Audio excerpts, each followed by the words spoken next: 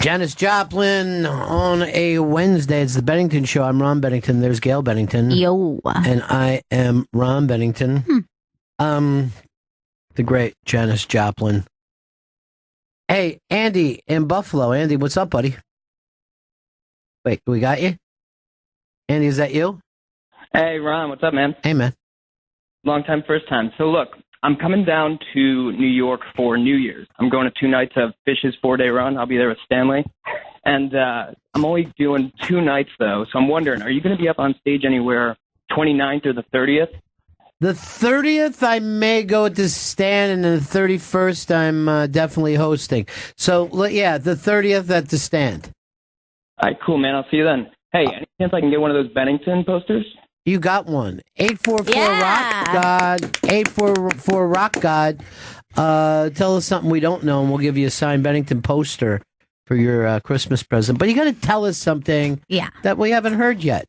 That's what I like to hear. I like to know what's on the ends, you know? I got the dish coming up later on today with a surprise comedian. We'll be sitting in on the dish. I'm loving these celebrity pop-ins for Dish. Yeah, me too. I'm making up a jingle for it too. I hope Jen likes it. Dish, when you wanna get a dish. Hey, Jen, grab the mic for a second. I was going to ask you, are you going to the big Sirius XM super party tonight? Oh, yes, I'm going. Yeah. Possibly. Use that mic. What is going on? Why won't the mics work? Do you guys just keep putting the same mics back in? No, they've been swapped out. You don't even know when your own mic works, which is impossible. Now, you're going to the big super party. Vito? I might make an appearance there. Hey, what is the mic? It's tonight. Do it. You got to lock in or lock out. You have a nice fleece on. I guess that's appropriate for a Christmas party. It is a nice pullover. Who's all going? Do you know? Because I've gone to those parties and haven't recognized a single person. There was one that was forced because it was downstairs, and I'm like, this is my last party. Now, where did they do it? Just by like the big Christmas tree? No, there's a theater on the other side that Mel Carmenson used to come and give us the state of the company things. And I went there. The music was so loud, and it was just deep fried. I don't know what. I don't know whether it was a vegetable, a fish, a meat, poultry. It was just I couldn't taste the difference. But you're going to be there. Yes, I'm going to be there. I wonder why Chris tells me stuff all fair and not on. Kyle, what's up, buddy? Hey, I just wanted to say something you don't know. Or may not know. Chris did a killer job yesterday co-hosting the bonfire with Big J. Motherfucker, he didn't tell us again. Why didn't you tell me? It was very last second. Yeah, but we wanted to tweet. Yeah, we like to tweet for you. Why didn't you text us so we could tweet? I didn't want to bother you guys. You know what? Yeah. Now you're no longer permitted to do that show. How's that? And I'm going to tell Big J. All right. That's Kyle. That's well worth it to pick up a poster. Here's our buddy John. John, what's up? Hey guys, God damn it, happy holidays to y'all. Well, he took my thing. I was going to say too bad, John. Something else we don't know. Hey, but I got another one for you. Yeah. Anthony was on the morning show with Jim and Sam the other day. All right, I did not know that. Poster for you. Yes. All right, there you go. Larry in Long Island. Larry, I'm crying for you, Larry. What's up? How's it going, guys? Okay, just hearing secrets about Chris. John Mayer had an emergency surgery and appendectomy, and the Dead had to cancel the rest of their 3 shows. I don't understand why you can't go on stage and work with that. I did You did radio. a great job. Yeah, I did radio. You did a whole mask. And I was playing music. I was playing my famous guitar licks. All right, poster for you, Larry. That's how you get it. You tell us something you don't know, we give you a signed Bennington poster. It's a fun fact. Sometimes a secret. Sometimes breaking news. Sometimes a secret. Sometimes it gets Chris canceled from doing any extracurricular things. Why wouldn't you tell us? When we You said know last what? You're time we also wanted not doing to. high society anymore, and I'll call Don in right now and go over that with him. I didn't want it to be a secret. It was last second. Last time you promised us you would let us all know so we could hear it, so we could promote it, all that stuff. God knows if for anything else I get a fucking text. And the last time you literally promised, because I would love to have I would heard have you on that show. listened and tweeted. Bruce in Kentucky. Bruce. Hey, a little retro history here for you. Did you know the name of the movie John Belushi was working on when he died? I do know the name of this. Let me think. It was called Noble Rot. There you go, man. Yeah. Get a poster. I should get a poster. Bruce, I'm going to give my poster to you. How's that sound? Oh, nice. You're so generous. Signed poster to Bruce. Were you guys shocked that I knew that? I was shocked. Yeah. I've read about as much about Belushi as I have Woodstock. I also feel like I could know quite a bit about the Apollo missions. Now, if you, this came up the other day on something I was watching, and I can't remember. Might have been The Five. They said, who would you use as your phone a friend? And the two people that I thought of, Black Girl Douglas, Yeah. anything for music. But Artie knows music, Movies, sports, yeah. movies. Artie might be the best phone a friend of all time. See, I definitely think I would use you as my phone a friend. Then I would have Artie on the other line, and, Okay, then, great. and then Earl on the other line. But like sometimes it's really specific to the type of question. Yeah. Like if it had anything to do with history or science, I want my grandfather to be my phone a friend.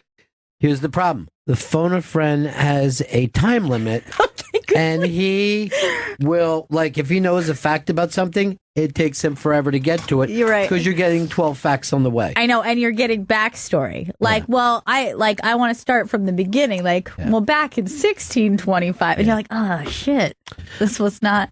I was on the phone with him the other day. I give him a call every week, and he was feeling a little down. You know, it's not easy being older. And I go like this. So I guess the Flyers were the first hockey team ever. And he goes, that's where you're wrong. And he went into this, the club hockey that was played around Philadelphia when he was a kid. You could take the train right up to 69th Street. And went on and on and on. Incredible details. Incredible details. No one knows why that is, like with older people, that even if you struggle with like stuff like from the last year, Yeah. you can still go back and like every detail from when you were a kid. Really, really sharp memory. I mean, you even see that with people who have Alzheimer's. Like they'll be really sharp about a memory from their childhood, and they'll recall it perfectly. You know what they're doing with people with Alzheimer's too is just loading up playlists from when they were kids. And they just sit around and they sing like every lyric of a song that's 80 years old, and then that helps them kind of connect. You know what I mean? It's like a little exercise. So sweet. Yeah. But it is true. Like if you knew a song when you were a kid, you could sing it forever. Yeah. Yeah. Man, there was this video up on the iBang, like I think it was like maybe last week, and it was like a woman, an older woman who's meeting her granddaughter for the first time every time, and it was like Niagara Falls, I Frankie know. Angel. It was killing me. So she's a grandmother and she has Alzheimer, and I guess she was a great grandmother because I think it was her granddaughter was saying, and she would come in and see the baby. She's like, "Oh my God, look at this little baby!" And they were like, "This is your granddaughter." And she's like, "What?" Every time it was so sweet. And then she'd be holding her, and then she's like, "Whose baby is that?" And she's like, "I don't know." And then she'd be like, "That's my baby. So that's your granddaughter." Oh, it was so heartbreaking and so sweet. Mike in Jersey.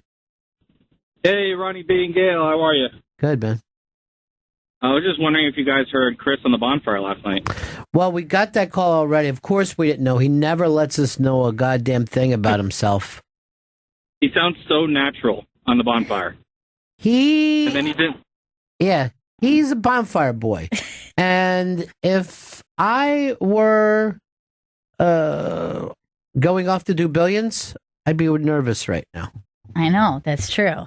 I'd be I nervous. was worried about a replacement. Unfortunately, Chris is banned from ever doing the bonfire again. But you know what? Maybe I'm too harsh with this. Let me check with someone else.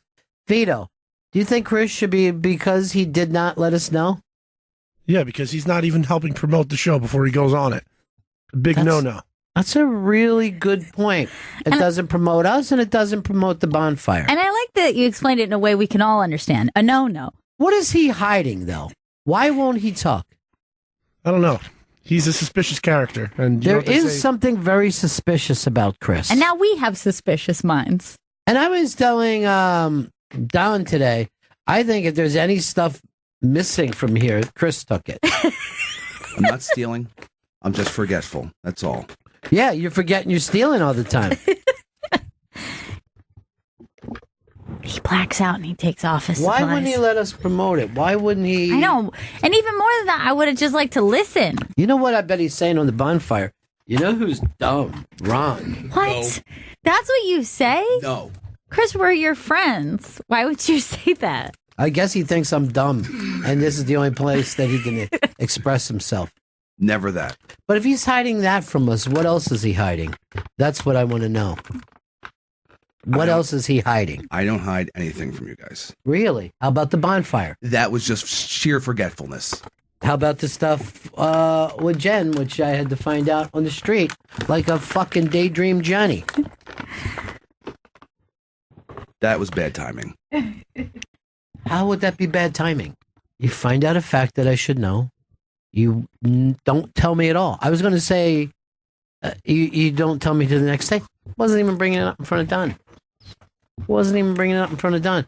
I guess he was just sitting there thinking about how he destroyed on the bonfire. You ever notice, like, when I go to Anthony's show, I promote it. You do You know tell what I mean? us. That's I'm true. bringing up where I'm going to be at the stand. I promote it. Mm-hmm. Chris, on the other hand, tries to keep his secrets going. I don't want any secrets between anyone. Really? Because Yes. that's what you said last time. I know, and this time was. I swear to God, sweet. Just Don't you forget- swear to swear It was to just God. sweet. Scott, California. Hey, Rangel, I got a good one for Stanley there. He's wasting serious money. Would you like to know how? Please tell me. You guys sent me a nice little Dana Gould signed all access pass for my prize closet last week. And in the UPS thing that I was tracking said it was 5 pounds, 5 pounds. I'm excited. I'm like, what could be 5 pounds? Well, it gets to the door. The wife answers. It's an envelope. She says, this is empty. Gives it back to the UPS driver. I'm like, what the fuck? I go chase the guy down. I look at the envelope myself. It feels frickin' empty. It was just the Dana Gould thing that weighed about 2 ounces, but he's charging Sirius Radio 5 pounds to send it. All right, just give this a pause so I can edit this and hand this over Oh my God. to Sirius XM. You got it. I got him for you, Ronnie. Thank you. Poster. Signed poster. Who gets excited by the weight of the package? You get a package, you keep it. Really? That's what I want you to tell the people here who are in charge of trying to... Also, you know, every child picks up the package on Christmas and goes, what's in here? Checks the weight. That guy's an adult. Me, I would just take out a knife, open it up right then. That would be it. Well, we're finding out quite a bit about Chris Stanley. Overnight, a prize to the man. Overnight. Oh my God, that's expensive. That There's is no reason for it expensive. to be overnight. He could have waited a day or two. Oh shit! Thought I was doing a good thing. Posters are heading out the goddamn door now. It's crazy. They're gonna be over. Here's a thing. Well, there's two different things I want to get into, but I want to bring this up to you. Okay. There was a YouGov poll which makes it official. Is official right now as Jerusalem is the capital of Israel. People claim that Die Hard is not a Christmas film. Now, let me make a couple things for Die Hard. First of all, it takes place at Christmas. Mm-hmm. There's a Santa Claus. There's Christmas music. And there's a happy ending. I would go so far to say Christmas Miracle that he fucking got out of that place. Yeah, well, like that's not like unless it has like an elf and a reindeer in it. It's if it takes place around Christmas, I call it a Christmas movie. You could make the case that if it doesn't have the baby Jesus, that it's not a Christmas movie. But the fact that you could call something else that has snowmen or reindeer a Christmas movie, this is a Christmas movie. I say if it takes place around the holiday and the holiday is a background actor in said movie, it makes it a Christmas movie. I'm going to give you an example with a different holiday. Okay. So, for example, the movie Home for the Holidays is not like all about Thanksgiving, but Thanksgiving happens and there's stuff that happens before and stuff that happens afterwards. But I would call that a Thanksgiving movie. I call it a Thanksgiving movie. I would say Donnie Darko takes place around Halloween. People are in costume. There's a Halloween party. I would call it a Halloween movie. That is a Halloween movie. And it would be fine to watch it around Halloween. Look, I try to watch Die Hard every single Christmas. There was a Christmas film, I don't even get to see it on TV anymore, that used to play an old Bogart movie called We're No Angels. We used to watch it every Christmas Eve. Not only was it not a white Christmas, but it was in a penal colony, I don't know, maybe at Devil's Island or some hot-ass place. I was happy to call it a Christmas movie. It is. Happy to call it one. This YouGov poll is the reason why I voted for Trump. Who are they to decide? I think that there's a lot of like Christmas movies where it doesn't feel like a Christmas movie, but I would call it a Christmas movie. Like that. I would say Edward Scissorhands also takes place around Christmas. There's a Christmas scene in it. Yes. I am comfortable calling that a Christmas movie. I'm also very comfortable calling that a Christmas movie. Vito, you're a guy who likes the cheesy movies, right? Yes. I thought you and Mike Lawrence would have gotten into your stuff, hot and heavy the other day. Yeah, he did not seem too interested by me. I got a thing from Fez that says he likes Mike Lawrence but wishes he would get off the Marvel and into the DC. Right, and I said to Fez, I thought the DC sucked. And Fez said he liked that last Justice League. And I thought everybody hated that. And it was a big bomb at the theater. Which one? Is that like the Superman versus Batman? Wonder Woman, I don't know, Pete the Dragon, whoever they all are. They're all in there together. Did you see Justice League? No, and I refuse to see DC movies. Wow, I didn't know that. Yeah, I hate them. I haven't seen one since the Christopher Nolan Batman movies. You hated those? No, I like you know what? I even think The Dark Knight's a little overrated. Pretty overrated, actually. Not when the Joker's on. Yeah. Yeah, but that's it. Like, that's the whole movie. I think that's enough. Vice put out an article the other day that said the greatest villain in any comic book movie is Willem Dafoe as the Goblin. And I'm like, I don't know. The Joker was fucking great. I put both Jokers before that. Yeah, I'm going to agree with you there. Both Jokers. I'm going to put... Maybe the Joker is the only good villain ever. He's such a good villain. Defoe was pretty, scary, but the Goblin's a ridiculous thing to be. He was riding around on a fucking hoverboard. Hoverboard in the sky. It's not Defoe's fault. It sounds made up to me. It is made up. It's completely made up. The Joker is real. Yeah, the Joker's real. I'm going to actually say this. I think the most underrated is Danny DeVito as the Penguin. He fucking was like a scary penguin, I'm not even normally afraid of penguins. When that movie came out, I was a kid, and that was one of those circumstances where critically everyone was like stunk, hated it, and I was like a little kid, and I was like, what's there to hate about this? I was like, I had a great time just now. Like, I couldn't understand why people wouldn't find that to be entertaining and scary. And let's go over here to Dan in St. Pete. Dan. Hey, last night on the bonfire, Christine played a video that had an ad, and Chris jumped all over her saying, you got to get YouTube Red. It takes away the ads. How many times does he play an ad or a video on your show when you have to constantly? I just got YouTube Red, so I was giving her a tip. So there's You no more jumped ads. all over Christine? Why would you jump on her? She's a nice I person. cherish that girl. I love Christine. I didn't jump all over. Really? Because you're no longer permitted to ever see her. Even in the street? No, turn away. The fact that you would jump all over her for that. Screaming at her like a fucking sexual assaulter. And then you hit her? You know what? The non-secret keepers are the Times Man of the Year. Yes. What are they called? When Person of the Year. Yeah, but I mean, they have a title now. The whistleblowers. The silence breakers? Yeah, something silence deniers, silence something. Silence of the Lambs. That's cool. That was a good comic book villain. Hello. And a good Christmas This is movie. Christine. This is Chris when he sees Christine.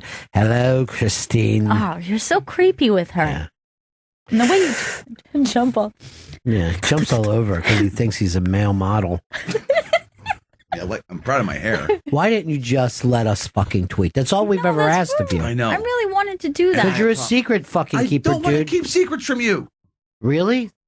The Jen stuff you should have came directly to me with.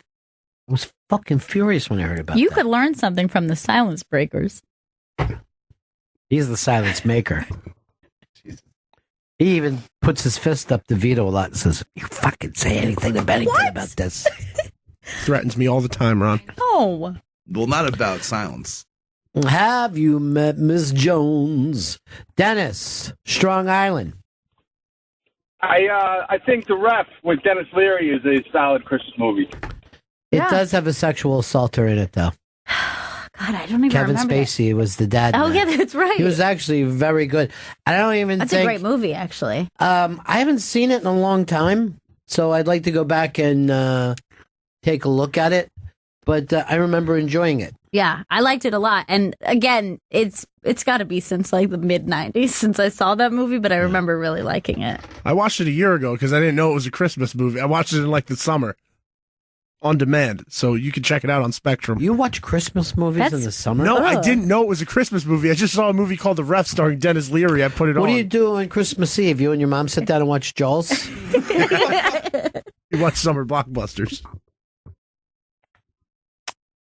It is weird that a Christmas movie in a non-Christmas time feels stupid, just like a Christmas song does. Oh, yeah. Like the it's 26th, disgusting. I don't want to hear a Christmas song. Oh, it's so gross to me. It's hard. It's hard. No one has ever written a song like called The Christmas Hangover that you could play on the 26th, or maybe even, thank Christ, the holidays are over, that we could start playing on January 2nd. Yeah, that's a good after Christmas song. Well, hold on. There is that song that's like, who did the song Brick? 6 a.m. day after. Ben Folds? Yeah, Ben Folds 5. And that's a song about an after Christmas abortion. So it's close. Okay, that's what I'm going to listen to on the 26th. By the way, I've been told that what Chris talked about on the bonfire is saying that he invented smoke pants. What?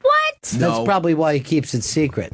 Oh my God, Chris, you know you didn't invent that. Why would you say that? Because there's no one to stop him. He's living a double life. I have a single life. Oh my God, your girlfriend would be interested to know that. No, not like that. Looks like you're lying to her too. Joe, I bet he's still on fucking Tinder. Oh my God. I'm going to tell her. I'm going to be a silence breaker on this. Sometimes Chris can hurt you. You know where I made a mistake? Loving him. What? That was the biggest mistake of my life. No, love me. You should love me. It's not a mistake. I did. Look what you did with it. You made me a promise that when you do shows, we can promote you. And maybe you mentioned the Bennington show once. I heard you didn't mention it at all. I mentioned it multiple times. There's no way for us to know it. I couldn't fucking hear it, could I? They're on demand, I believe. I can't listen on demand. It seems Old crazy. radio? Yuck. Old radio. Why don't I just put on Fibber McGee and Molly if that's the case? Joe, Valley Stream. Hey, what's going on, guys? How you doing? I was just seeing that you guys were talking about the Time Person of the Year. And they announced today at the 92nd Street Y that Rose McGowan and Ronan Farrow are going to be in conversation together. Oh, boy. Yeah. That sounds fun. Oh, boy. I bet Woody's not going to be there for that one. Mm-mm. Yeah. No show. All right, thanks, man. Thanks. Oh, you know Thank what? you. I Did you want a poster? Was that the deal? Yeah, because I didn't know this. If I could, yeah. I'm Yeah, sorry. you told me something I didn't know. So yeah, you definitely get it. Yeah. I mean, most of this shit, I know. Most things I hear, I already know. Right. You know why? I cover the waterfront and I keep my fucking ear to the ground at all times. My head's on a swivel. I sleep an hour a day, but at 1 minute increments. Oh my God. Every hour I give myself a little nap. I'm not going to sit there and lay all night like a fucking person asking to be killed. I don't need that. Why not just sleep out in the fucking street? Same thing. Vito, you know what? You've kind of come up in my eyes a little bit. And the main reason is you're always honest and forthright, and you let me promote you. If I was going to be anywhere, I'd tell you. The next time Dan dumps the fucking bonfire so he can go out on his own smoking weed with the Billions crew, I'm going to say the only person that's available is Vito.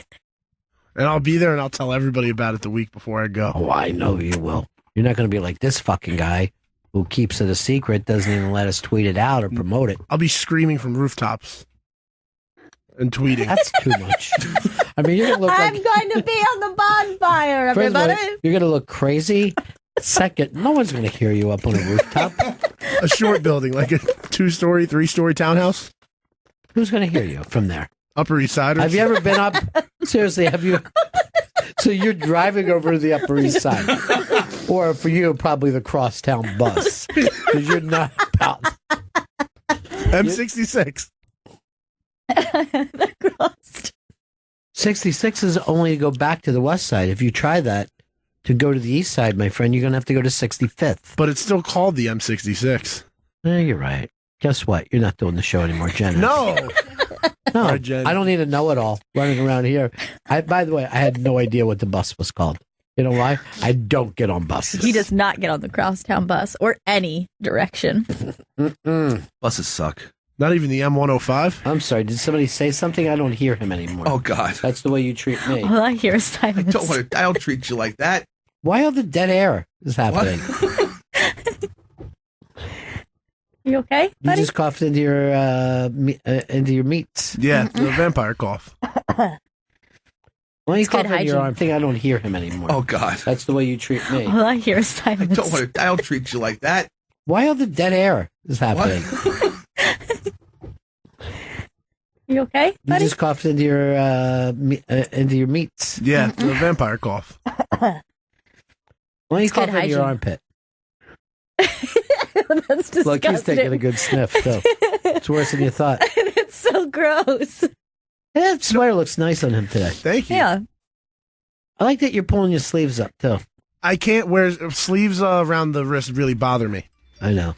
If you do that with a jacket, everyone's like, you're trying to bring back the 80s? I'm going like this. Apparently I am. Because I like a little air on my forearms. Is that so bad for you? Is that just something that was cool in the 80s? Is that something that I have to be called Dennis Miller? Have you met Miss Jones? Chris in Kentucky. Chris? Hey guys, what's going on? First time calling. Just wanted to say that you guys have been there, put me through med school. Everything I learned from your radio show, which might be scary. No textbook. And some are something you a you guys doctor don't now? know. I become a doctor in May. What kind of doctor are you going to be? I'm actually going to be a gynecologist. All right. Nice. That's why I'll give you a wearing ring a ding ding. that- That's why you're wearing that funny Excellent. T-shirt. Amateur gynecologist. But something you don't know are the results to Chris's PAP. Okay. It was positive, so you probably should get that checked out. Oh, boy, Okay, Chris. good. I would also say this. I honestly think that I could be a surgeon if they would just give me the fucking chance. And I can't get a single hospital in New York. And I offered to do it free the first time. Mhm. First time. After that, I should be paid my full fucking freight. I feel like I could get in there and just take out the bad stuff Yeah. and leave all the good stuff in there. Do you have a steady hand? Not particularly. But I don't think that really matters when it comes to doctoring. Nah, I it's said all I would be robots. available for any daytime surgery. I don't like to be up in the middle of the night operating on people. If there's an accident at night, put them on ice, and I'll be in noon. I do my surgeries noon to 3. I also think I honestly believe I could do this. I don't know another surgeon that can. I think I could do 2 at the same time. Really? The Really? right hand and the left. Just going back. Because they could switch hit in baseball. Why can't I fucking switch hit in surgery? Yeah, you don't think that would get confusing, though, between the two patients? Now, Chris, you're in Kentucky, right? Yes, sir. So most of the time you're going to be taking, I'm going to say, action figures out of people's vaginas. Chris, poster for you, my friend, and congratulations. We got a doctor in the family. He's a doctor. Oh, a doctor. He's a very good doctor. I heard you're a doctor. There's an old Miami Beach joke. Would you guys like to hear a street joke right there? I would. So these I just heard that air for a very short moment. So there's these old Jewish women. They're sitting around the pool in Miami, and they start bragging. And one starts saying, my son is a doctor in New York City, and he is considered the finest doctor in Manhattan. I mean, he's just the best. We're so proud of him. And the other Jewish lady says, my son is a lawyer, and he's such a good lawyer that he's considered the number 1 lawyer in New York. What about your son, third lady? And the third lady said, well, my son, he's just a homosexual, but he is fucking the number 1 doctor in New York and the number 1 lawyer. And that goes back to a day when you could just leave that as the punchline to a joke. That's how old that joke is. Oh, my God. Because you never hear gay jokes anymore. I know. That's a good one, though. Gays are mainstream. Mm-hmm. That's why they're no longer talented. Yeah. They're played. They're played. Boring. All your shows are boring. We are going to have one. And you watched that Apu thing, right? Yes. So Harry is going to do our show tomorrow, and it is about a bunch of the South Asian comics do not find Apu funny. They actually they hate it. Yeah. It's up on True TV. It's a fascinating fucking documentary because I was caught gobsmacked by this, ladies and gentlemen. I did not realize that hurt young Indian kids' feelings because as a white person, I have zero empathy. I learned that. Jen is 1/3, right? 1/3 Yes. South Asian? I believe she's 1/3 South Asian. And actually, by the way, South Asian is actually a fairly new thing to say. Yeah. I didn't grow up saying that. I still get kind of confused with what all is included in South Asia. What's included is Pakistan, India? I say Pakistan, Pakistan. after Obama taught me how to say it properly. India, and those kind of countries. Right. I don't know what else And is the over like. there. Yeah. Afghanistan at one point was part of it, but Right. no longer. And I learned that from the thing. Pakistan is just considered, Afghanistan got started to be considered Middle East. Middle East, yeah. Because of just 9/11. Right. That's the only reason. We're really weird. We just decided this is a problem area. Now, are you, Jen, as a 1/3 South Asian, are you 1/3 offended by Apu? I was not offended by Apu, but my dad has a similar accent when he would talk when I was little. So I was kind of offended when people would make fun of him, or they would compare him sometimes to, like a 7-Eleven guy or Apu. I did not know that. And my dad has the similar look. So that would kind of irritate me when I was younger. I had no idea that. Yeah. And I never, to me, your dad looks Spanish, I'm going to be totally honest. He looks like When I was younger, he had longer bushy hair Yeah. and a very thick mustache. All right, so he brought it on himself. I did not know that. So And that's part of this. A couple of the guys, their dads got teased, and that pissed them off. Yes. And that always changes everything. If somebody, Oh yeah, like if you have to witness like a punk kid make fun of your dad and take them down a peg, that's like devastating to a child. one time when I was very young, right, we would go. There was a little elementary school that would be open for kids to do stuff in the summer, so we'd always play sports and stuff. And I'm like in first grade or something, and two of the older guys, they were fighting, and they were arguing with each other. And this kid goes, well, at least my dad doesn't have a hole in his heart. And this fucking kid, who I ended up knowing very well as I got older, he went so fucking crazy. And he stayed crazy. Like he was crying and throwing stuff and punching at him. But it went on for like an hour and a half. Like I'd never seen anybody Like have he that. was just unhinged. Unhinged and stayed unhinged. Shit. You know, like normally when you have a meltdown, it lasts 5 minutes. Right, and then this you're was like, an hour and a half. Fuck you, dude. You're all out of breath. And I remember, like, first of all, I didn't know a heart could get a hole in it. Second, I didn't realize it was such a cutting fucking put down. But I never forget Like that. as though it would be an embarrassment. Yeah, it was So embarrassing. I was embarrassed for him because my dad's heart, holeless. I mean, you can pour water in there, nothing's going to come out. It's a vessel. All right, so I didn't know that about you, Jen. So you watch this documentary, and when Hurry comes in here tomorrow, you can say to him, I know exactly where you're coming from, dude. 1/3 of me does. For One sure. third of you does. That is crazy, though. But see, that, and then Dana Gould was so great in this. So they're interviewing him, right? I mean, we've had Dana on Unmasked, and he's hilarious, and he's a writer and has been a producer for The Simpsons. And he goes, well, the reason why we did that accent is it's funny to white people. Shut up. Don't admit that. It was the greatest fucking line. Oh, God, that's really funny. And Harry was like, yeah, okay, I'm glad you're being honest with me. Right. You know? It makes white people laugh. Look who's walking by us. That's Corey Lewandowski just walked by us. The guy who ran Trump's campaign. Really? Yeah. Dude. And the one that Paul Manafort fired.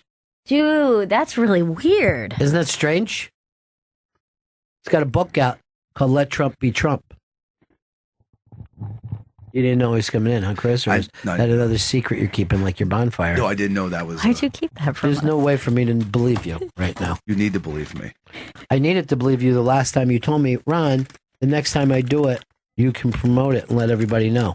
I'm just very bad self-promotion. Guess what? It just isn't self, okay? It's all of us. You're bad Bennington promotion. He goes like this. Let's give out the posters with numbers on it instead of names.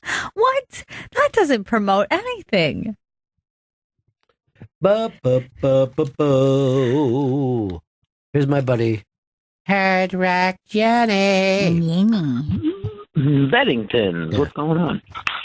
I was wondering if I can get a poster from that evening. I mean, it seems to I never get a poster. The answer is no, Jenny. God damn it.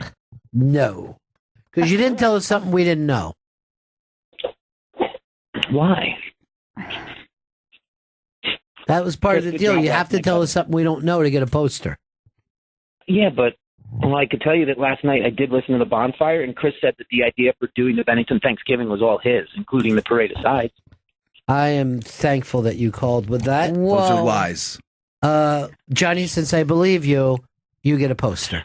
Congratulations, Johnny. Now, do you want it sent to your house? Well, I'll take it to the Hard Rock Cafe, please. Okay. Overnight right here. Overnight it in a giant box. Have you met Miss Jones? Corey Lewandowski, that's his name, right? I wonder whose show he's doing. Why can't he do our show? I know. It's so peculiar, too, because he was going this way. I wanted to You read don't his normally- book too, because that book, he's the one who told us how much McDonald's Trump eats in one meal, which shocked me. 2 Big Macs, two every day, 2 Big Macs, 2 fish fillets, and a chocolate malted. Yeah. That's what he eats. That's like an everyday, Yes, that's lunch. that's lunch. That's what he eats on the plane. 2 Big Macs, 2 fillet of fish, and then like a Chocolate malted, he called it. I don't know what. I don't know what they have at What year is McDonald's. this? I don't know. Well, he would have grown up in the days of the chocolate malted. But Wow, that's impressive. Also, a little strange. No fries with this meal. I don't think he likes fries. He calls them a vegetable.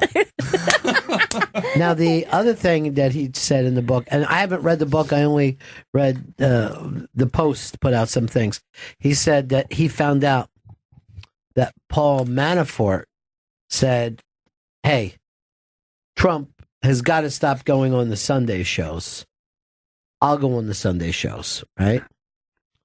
So fucking they're on a helicopter and Trump's trying to call him and he can't fucking, get through. They're leaving New York on this helicopter. He tells the helicopter fucking pilot to fly lower so he can get a signal. He gets a signal and he fucking just melts down at Manafort. Like, Holy shit. Don't you ever tell me what to do and what not to do. I tell you what, and Lewandowski was very, happy because he fucking hated Manafort. And he goes, right after that, Lewandowski gets a call from the fucking son-in-law. You just threw Paul under the bus, blah, blah, blah. And that's when they started to make up their mind they were going to get rid of Lewandowski. Really? Yeah. And then they got rid of Manafort and they got Bannon. Bannon was on TV last night. There's two things I saw right before I went to bed. Bannon fucking ripping Mitt Romney saying, you coward, you hid behind your religion during Vietnam. And it's a true fact about him. Right. During the Vietnam War. He went to France, right? He went to Paris and there's pictures of him riding around on a bike trying to get fucking Frenchmen to be Mormons. Not going to agree to that. Not one. Because they're fucking and they're drinking wine and they're having a great time. They're not going to want to be a Mormon. Come on with this kid. This all-American boy. Look at him. He's just riding around being told no all day long. He literally looks almost like that. So, fucking Bannon was amazing with this. And he said not only was he a coward, all of his sons were cowards. Because they didn't go to... Because, Bannon was a naval officer. So you do get to call people coward. Now, it didn't occur to him that Trump had bone spurs during the Vietnam War. No. Unbelievable. These bone spurs still meant that you can play baseball. I'd love to go, but I have these bone spurs. Ouchie. A lot of time when you're 18, your fucking feet hurt so bad, you just want to soak them. So I saw that. And then the other thing, and this completely freaked me out, they had this high fucking shot of Ventura, California. The amount of wildfires and how long it was made the other ones look tiny. Holy shit. And this is right, I think I was switching around. It might have been the Brian Williams I Lie About Everything hour. But this shot, see if you can get one like from way in the sky. You can just see how long this is. So then they were also saying that these Santa Ana winds are 60, 70 miles an hour. So this fire can move 70 miles an hour. Dude. It's the scariest shit you'll ever see. That's really fucking scary. See if NBC has some video or something. It should be on the red version of YouTube. Christine has it now. How about him just lacing into Christine? Why would he do that? It was advice. Really? But it's advice that you don't talk take. down to women, don't you? No, I don't. I respect and love women. Oh, What? that sounded creepy. Is that a bad the way way to you put said that? it sounded creepy. Like gross. There was a movie on today that I was trying to watch. It was so bad. It was called The Dating Game Killer, and this is a true story. A serial killer of women, went on the dating game in the 60s in the middle of the serial killing, and he won a date. What? Yeah. And he's the creepiest looking fuck you've ever seen in your that's life. so creepy. Is this the shot, Chris? It's loading now. Oh, jeez. The big fucking red zone doesn't fucking load. This is MSNBC. What's it called again? YouTube Red. Oh, it looks like there's an ad. Yeah, what are you doing with that ad, Chris? For Star Weird, and now a Nissan. That doesn't look like night stuff. That's just a woman. Somebody that you respect and Oh my I'm god. at the arrow shot that I saw last night. It was the most frightening shot I've ever seen in my life. I can't believe how quick Christmas is getting here, huh? I know. This whole year just flew by at a disturbing rate. Well, they say time has sped up and there's nothing we can do about it. Is this the shot? Oh my god. That's really scary. Is that crazy? It's not the shot, but it's good enough for you, I guess, Chris. It's good enough for the bonfire. It's good enough.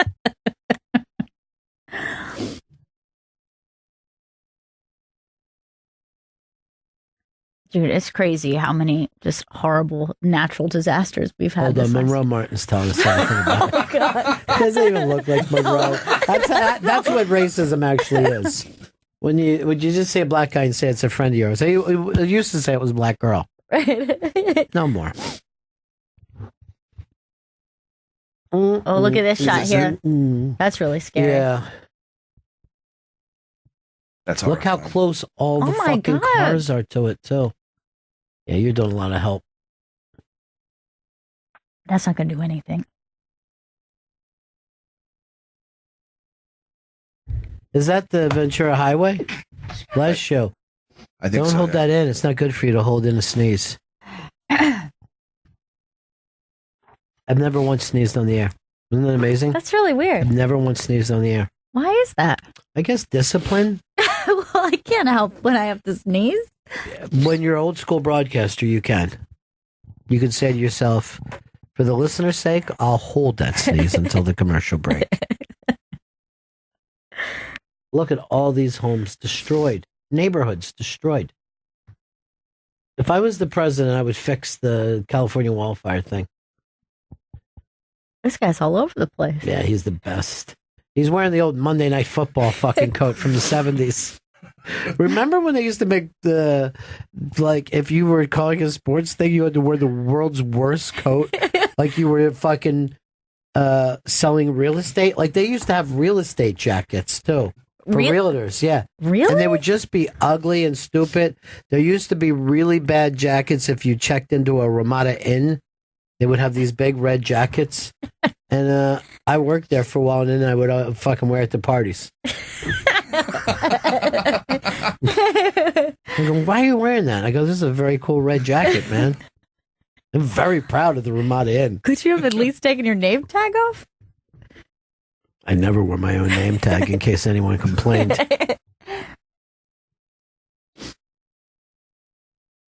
Look at those fucking fires. There he is again. Dude, No he's matter- really yeah, covering though. he's unbelievable. It's great. He should have got Jeez. Person of the Year. Oh my, look at that shot. I bet that was like similar to the one you saw. Go back like He won't. 10, 15 seconds. I think he skipped. Over. Chris and his close-ups. There it is. Yeah, that probably was the shot I saw. Look at it. Just go. You could see it going up and down the mountain Yeah. like that. When I saw that, I just went to sleep peacefully. Kind of sad when you think about it. Oh, you're like, But ah. I did. I go, oh my god, that's fucking horrible. That was my way of dealing with it. Mm-mm. Oh, I just saw Chad Zumock tweet it. I'll be at the Great Bennington Show on Channel 99 at 2 p.m. today. You know what I call that? What? The way to do a show. Yeah, You know what I promoting mean? it. Promoting it. Good for him, good for us.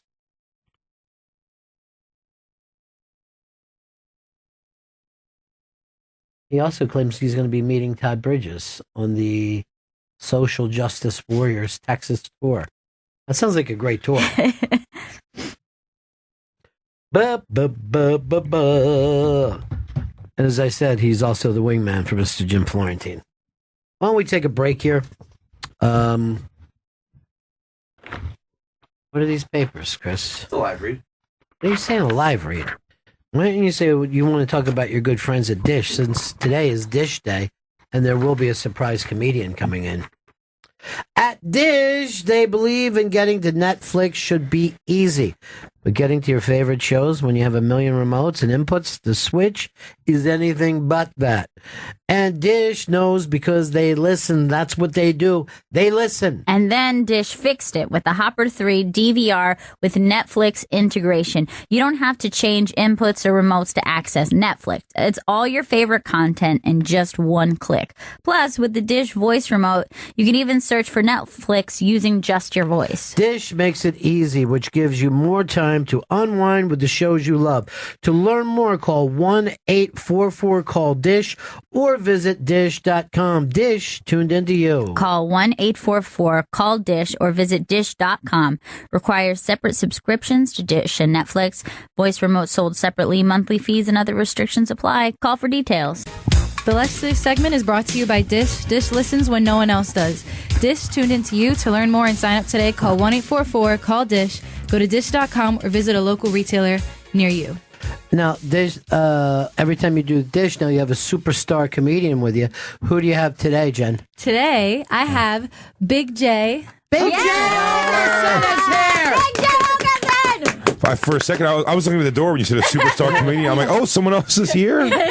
From the bonfire with Chris and Jay. I banned him from doing your show because he never promotes it. I said, let us know. Let's tweet it out. Let's get it out there. But I wanted to listen. And he is ashamed. He's ashamed of you and he's ashamed of me. Right. But I want to take a second to thank you for something, Jay. And I never really do this in public.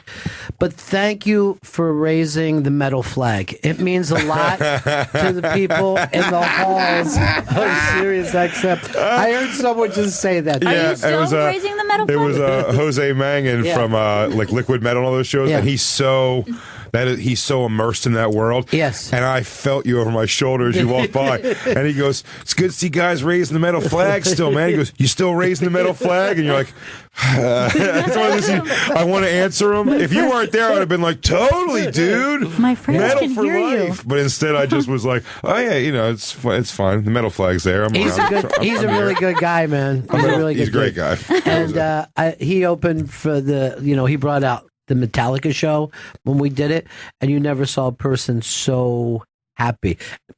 Oh yeah, and he was with this company, I think, before the satellite went up. Oh yeah, he's been here since the beginning, and he's also. I did a boat with him before. One of the Motorhead. It was Lemmy's last cruise ship heavy metal show. Sure, believe it or not.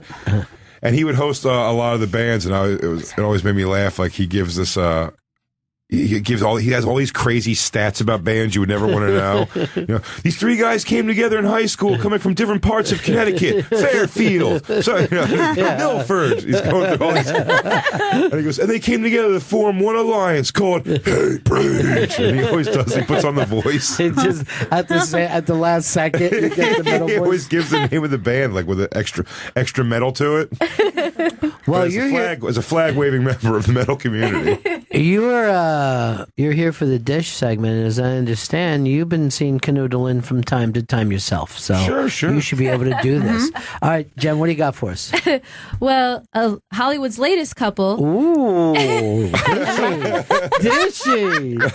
is Stranger Things stars Charlie Heaton and Natalie Dyer. Jonathan and Nancy. Aren't they 8?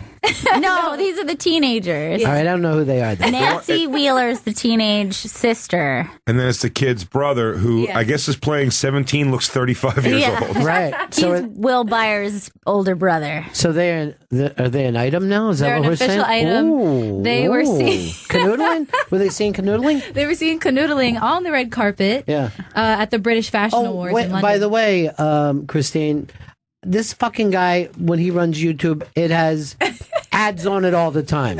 So we had people say that he attacked you for not having, what was it? A YouTube Red. But it wasn't an attack. What you watch is RedTube. Yeah. And that's totally different. That's different. That's totally different. No ads. I made that mistake before. No ads. If he attempts to touch you or bully you or push you into a corner and grind on you, speak up. Okay, because that's Chris Stanley. I'm a silence breaker, so join me. Wait, it turned us all around in the studio yesterday. Are you saying it's not YouTube Red? It's not what's being used? I know that he doesn't use it because we have to sit through ads all the time. For non-YouTube videos. For YouTube videos as well, we sit through ads all the time. When I'm logged into my account, YouTube Stop Red is on. showing off in front of Jay and acting like you're not a nice boy. You are, Chris. Okay? It hurts mostly because I really bought into that whole YouTube Red thing. It was a pyramid scheme. Yeah, he's always into that. All right, so children are dating, is what you're telling us. Look at Charlie Heaton looking like Crybaby Walker right there. That's a good look. Foxy. Yeah, he's a good-looking guy. Yeah, that's a young Johnny Depp. I've never seen one. And I hate to say it, but I don't see that girl growing into anything. Is that the wrong thing to say? Not at all. I'm happy you said it first. I was going to say, little homely, if I'm being completely honest. Even all fashioned up at the fashion awards. Still. Maybe if she took off that straw hat. I mean, I will that's say her he hair. He is a good-looking guy. She looks like my Aunt Doris. He's outshining her for sure in this moment. Where's this jacket coming from? I don't if this know. is a formal occasion. And look at that jawline. Yeah, That's a good strong jaw. jawline. Yeah. I know, because I have 3 good jawlines. All right, give us some more of that dish. Well, Casey Affleck is officially... Ooh, Casey Affleck. He's officially on the market now. He divorced from his wife. Ben? Summer. He's not with Ben Affleck anymore? Her name is Summer Phoenix. They were married for 11 years, and they have 2 sons. I always like to say there's nothing hotter than a summer phoenix. You know what I'm saying? Here's the thing about Casey Affleck. If this was this year and he was up for the Oscar, fuck it, he's out. He's not going to get it because he was a molester. Yeah, like that woman came out like a year too early. Yeah. There was 2 of them, too. And I think they both took him to court. And The women won. accusing him. Yeah. As I'm saying, isn't it weird they split up like so long after the news of them accusing him of being a creep? So she hung in there for a year. She hung in there for the worst year of it, of all the backlash coming. And then when everything, the smoke dies down, he could just do another movie now, no questions asked. She bails. She's a phoenix like River Phoenix? Is she she a sister? I think she is. I believe she is. And I'll tell you this Makes about sense, Summer. Casey. I know for a fact that he jerked off in his brother's baseball glove. 20 years ago. That movie came out 20 years ago this week. That was 20 years ago? 20 fucking years ago. This is how they've sped up time on us, Jay. It seems to be. I know. I'm turning 40 tomorrow. What? That's Which exciting. seems bizarre. That's exciting. That's awesome. Yeah. And you're absolutely right. I saw that movie, like in high school. Yeah. You were 20 in high school. That's so Oh, no, yeah. I guess I saw it out of high school. I had a rough go in high school. Sure, you hung around a couple of years. Finally, you're Well, like... you know what they say about those high school girls? I was 20. And they're dead. I was 20. Am I wrong? Was that in high school? Oh, the middle building was not high school. Okay, all right. Junior high school. That's still high school. Yeah, 6 to 8. Okay, she is River Phoenix's sister. So he made that documentary making her brother look like a fucking total maniac, too. Oh, my God. You know what I mean? Yeah. Anyone else that would have ruined their career. His brother-in-law. He bounces back like there's no problems. River Phoenix, perhaps the greatest actor of his generation. That's so Or crazy. Joaquin. Joaquin, yeah. River, just very dead. That's so, we never got to see what his generation was going to produce. That's very bizarre that he got, because the girls that were accusing him of stuff were on that Joaquin Phoenix Yeah, on documentary. that documentary. So he was doing this stuff. Wow, that means Joaquin Phoenix either he's an awesomest friend and the shittiest brother in the world. Just hanging out while this guy's... It really is weird if you're out catting with an in-law and you're seeing the way they're Very acting, weird. You know? But, my chick's brother always kept it cool. So, big ups, quiet. RJ. Thanks for everything. You're my wingman. All right, time to hear a little dish. This is very dishy this week, though. So this is Scandalous Dish. Tupac's ex-girlfriend from the 90s. Mhm. She's trying to auction off a picture of Tupac's dick. that he I'll took. put in some money. So that's the I guess it's blurred out, but It was taken at a party in the 90s, and That's Tupac not a used very to- big box that's covering his cock. I'll tell you what, not a big box and a lot of fur for the It does 90s. Am I look- crazy? I mean, that's a big bush. It's not right there. 1964. Yeah. You also never see a big bush on a black dude. Look into it. Am I right, Jen? No, they trim it. They trim it like tight. they keep it maintain. tight. Oh, I didn't know they trim as much. I thought it was just kind of sparse already. What's the deal on that? Vito, you normally know man Yeah. shaving and manscaping. Like on whites and blacks, or specifically? Whatever you want to talk about. Blacks Vito. only shaving. Yeah. Well, my black friends, they get haircuts every week, so They I like can to keep it high and tight, right? I can only Even imagine how downstairs. much they'd shave their pubes because Yeah. their heads, it's once a week.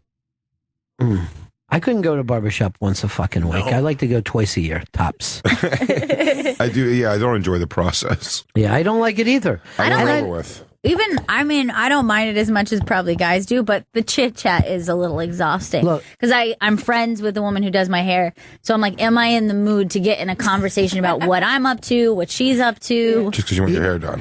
One time, Cedric the Entertainer, and yeah, I'll drop that name, said to me, you know how when you go to the barbershop and it's like a social thing and everyone's talking, I go, absolutely not. I go, white places, you can hear the music playing. It's so quiet. I don't want to fucking talk about shit while I'm getting my hair cut. I want to be in and out. A barber would do that for you. I used Yeah. to go to a barber when I was a little kid until my teens, and then you realize that the second you had a decision you wanted to make with your hair, like I want to get this certain style, even the word style of hair, Right. a barber. I went to a barber for a couple of them, and he massacred it every time. Yeah, they're really bad. Yeah, they probably know like 2 to 3 standard. The trim, the regular, right. the flat top. Flat top. The Basketball Diaries. Yeah. And then you're going to get some This kind of Boy's hair, Life. hair tonic that you can't buy anywhere that they rub in your hair. But I remember being at the barber so little and so young that they put a board across it because I wasn't big enough to sit in the whole chair. Oh my you know? God. And then the first time that the guy didn't put the board out for me, I'm like, looks like I'm really starting to fucking sprout up here. Life is good. So this is all about barbers? That's what this is about? No, this is about Tupac's dick pic from the 90s. So his girlfriend, so how it happened was they were at a party in the 90s and he would go around to his friends and show his dick. And she told guy, him, huh? and she told him, Why aren't they all in shock and crying about it still all these years later? They saw his penis. You know what's crazy about that is usually and this is, I hope this doesn't read racist. Black people tend to be a little homophobic in the realm of, if a guy's dick is out in a room, whereas I'd look and laugh. Right. Black people would be like, get angry or get. Yes. Yeah. But in this particular picture, there's another black guy pointing his dick, going, "Oh shit, $2 dick!" He's really going like, "Oh, look at it, everybody! There it is." And this guy has a pinky ring, which for some reason makes it funnier to me. Yeah, that's his one pock. Now, Jen, why are black guys more homophobic? Because they're all in the down low?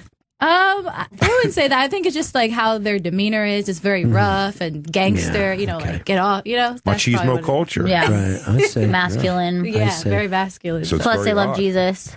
What's that? Plus, they Yeah, love we have a Jesus. Jesus piece. If it was a white dick out, a white hand pointing at it, no one would even think about it. You'd go, oh yeah, of course, that was another white guy letting people know. Look, there's humor in the room. There's a dick right there. So Might give us another one. Oh, it's still one with her? Well, I was just going to say, so she threatened to take the picture if he kept doing that, and then she did. So it wasn't really with his consent. So is she going to be able to sell it?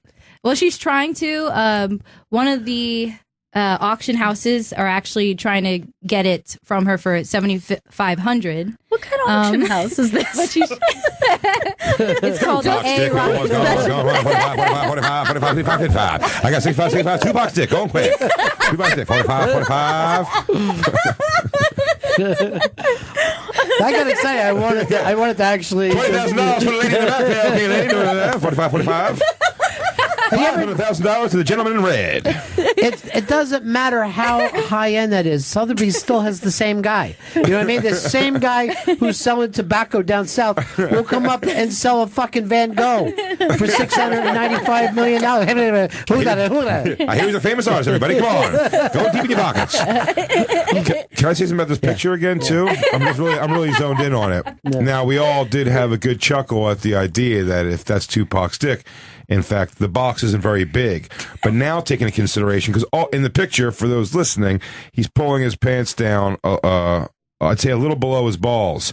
Now, if the box is only that small because he's showing mid-dick, and a lot of it is still in the pants. Okay. Now it's back to super impressive. So you're saying it's possible we are not even seeing a head exposed. Now we got to see. They're going to have you bid on the goddamn thing, and there's no helmet. I would have a real problem with Sotheby's. I don't want it. I hate to be a bitch about this, but there's no helmet in this Tupac picture. Just mid shaft. Yeah, forget it. Send it back. Yeah, just middle Send meat. it back. That's not worth my $20,000. It's gonna be a bathroom. It's gonna be a bathroom installment. So speaking of the hip hop world, Good segue. I loved it. I really did. David Dash. I don't know who that is. He's like a big time producer. Oh, he was Rockefeller Records with Jay-Z. Oh, okay, yeah. Mm-hmm. So he had to come out and say that he did not slap Harvey Weinstein because rumors kept circulating because of a Dipset song, because they recently reunited, and they had a new song where they say, "No disrespecting my ladies, word for my team. That's the reason Dame smacked Harvey Weinstein on the set of Paid in Full." Jesus Christ. That's a song? Or a bio? You just shouldn't sing about everything you did that day. So David Dash had to come out and say that no, it didn't happen, even though he wanted to. I also want to just take a second to thank Jay for flying the hip-hop flag. It's been very, very important. You got that out there. I You're got a still lot of flying it, flags. right? Still flying it. Flying it big time. Flying it big time. The hip-hop flag, the light contemporary hits flag. Jay, you're still flying the adult contemporary hits, correct? I'm sure. Oh, maybe all day long. With America, some Steely D. So another big Hollywood couple that is still in the middle of a divorce. Uh-oh. But it's getting Trouble in paradise. It's getting nasty. Is Brad and Angelina. He's just trying to end it. He offered her, his final offer was $100 million, and she still isn't taking it. So she's just trying to drag him through the mud. What the fuck? She's got her own money, right? Exactly. But she's just slow playing, signing the divorce papers, and he just wants it to be over. Does she keep the kids? Yes. Because he's not going to keep an eye on Yeah, he's that. not going to. He can't be trusted. Yeah. Who do you think comes out of this better for having a better second life? Is it going to be Brad or her? I think that it's going to be her. Really? I think it is, yeah. Yeah? Is a director? Yeah, I think like she's kind of moving up in that like women of Hollywood as a sure. position of power and not just like sex symbol or. For me, Brad Pitt can do no wrong. Yeah. He's what I call this fucking millennium's Paul Newman. If I was him, I'd start selling salad dressing. Really attractive salad dressing. Yeah, that guy can't get ugly, huh? No, he really can't. Doesn't work. It's really weird. Yeah. It's actually a little too much. Like sometimes if you look at Brad Pitt, you're like, it's overwhelming. Dude, I saw him hop out of a car and start waving to people over here, like at 48th and Broadway. He had a movie coming out, and he just hopped out of a car and was just like, "Hey, everybody, make sure you see the movie." And it was fucking thrilling. I'm a grown-ass man. I'm like, oh, my God! Fucking Brad just jumped out of a car. And I mean, his hair was shining like it was made out of light bulbs. Yeah. Hey, no homo. I would raise Vietnamese babies with that guy. No homo. No homo, though. I think it's already homo just to say no homo. I think it's about the gayest thing anyone can do. No homo, but. Yeah. No homo. If I say it, I'll probably do it. No homo, though. Yeah. Vito, you always have a wish list for men, right? Yeah, I got some hot dude lists. Okay, give me your top three. Well, top three. Number one is Ryan Gosling, without a doubt. Okay. Number two, Zac Efron. Just pure Baywatch body alone. And 3, Zach Galifianakis. No, he doesn't make my list. Yeah. Number 3, said it last week. He stays in the top 3. Oscar Isaac. Who's that? Is that the Star Oscar Wars guy? Isaac. Yeah. That's so strange. And his reasoning was just like he thought he would be like an interesting I feel like chat. he'd be an interesting date. I'll tell you this, and I've seen some Oscar Isaac thing. He's actually bottom heavy. He's got a girl butt. Watch for it when you see him in movies. Well, Vito like him thick. Yeah. He does. Thick queen. He's Vito bringing likes a in. thick dude. Yeah, look at that thing. Booty. But Donkadoo. Oh, is my city bike butt going to get like that?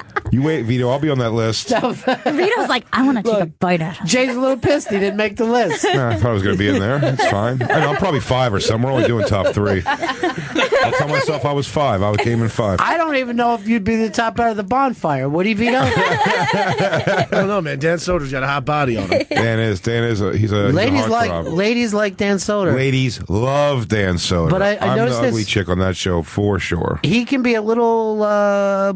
He puts them off. I noticed. Really? Like, He doesn't, at a like, club, play up to that it. no, he plays it down. I've seen. And he's when- not. And he's not a take it all. He's not a take all comers guy No. either. He's picky a little bit. Yeah. Yeah. Good for him. Vito, all the guys you like have varying degrees of wrong amount of space between their eyes. That's interesting. Okay. Ryan That's Goslings are fascinating. too close Close, together. yeah. This guys are way too far apart. You I can didn't fit a even- hole of their nose between those eyes. Yeah. Well, Ryan Gosling is very. There's like. Number 4 on his list is a flounder. So Ryan Gosling too close. I never noticed that before. They are very close. All of Ryan Almost Gosling's as- features are put into like a 3-inch by 3-inch box on his face. You can fit- all of his features are right in the middle of his. It looks like everybody grabbed his eyes and mouth and just did this. Yeah, there we Maybe go. he's just squishing his face together. I had heard though before though that sometimes on a man eyes closer together is a good thing because women see it like the way a predator looks with their eyes, and then men like women with their eyes far apart, Or like the Brandy, way. like a horse. Yeah, exactly. Because they're like, oh, it's like a little deer that we so can pounce on. helpless. Oh, look, it's Pan's Labyrinth. I like a woman with her No eyes in her hands. space. Jay has blown me away with this because I never noticed any of this before. Oh, as an insecure man, I have to constantly pick apart super dashingly attractive men and tell you what's wrong with them. I could do it for anybody. Yeah. I want to just see more Oscar Isaac girl butt pics. That should be a fucking webpage you put together, Vito, where it's just pictures of his ass. Oh, plat That'd be a out. good Tumblr. Yes. It's pretty juicy. That's a round ass for Yeah. a man. It is, but he does have like, I mean, he has mom body a bit, doesn't Yeah, he? he does. Yeah. Like it's not like a tone butt. No, It's like just the there's a opposite. there's a softness Yeah. to it. He's this close to yoga pants every time he goes shopping. I got to Look give at Vito that. credit though for the fact that he didn't just go straight looks. No. Yeah. He thinks this guy's gonna be a good conversation. I don't know. All actors are dummies, as far as I'm concerned. I've never had an actor come in and be like, "Oh, that guy was really quick and bright." No They're one. just stupid. They're just fucking dumb. They give me the words on the page. Yeah, right. That's exactly how they are. They get rid of everything Look else at in that their head. ass. Look at him move. I mean, it's gigantic. That's granddad ass. Yeah. He also wears very unflattering pants. Yeah, can't help there's it. too much bag there at the bottom. But He yeah, that could needs be that. because he needs the room to get For the the butt. cheeks to move around. Yeah, exactly. He's like, then my calves look skinny because I need the ass room, or I got tight ass and then my calves are blasting through. I don't even know what this is from. Why is he What's a doing boy this? to do? Why is he doing that GIF? Yeah, I don't really enjoy that It's at all. uncomfortable. What is These that two from? people back here make me nervous too. The whole thing has me just. Is she a flasher? Who's the girl? She's got a bit of a gun thing going on. Yeah, she does. This is. I'll be honest with you.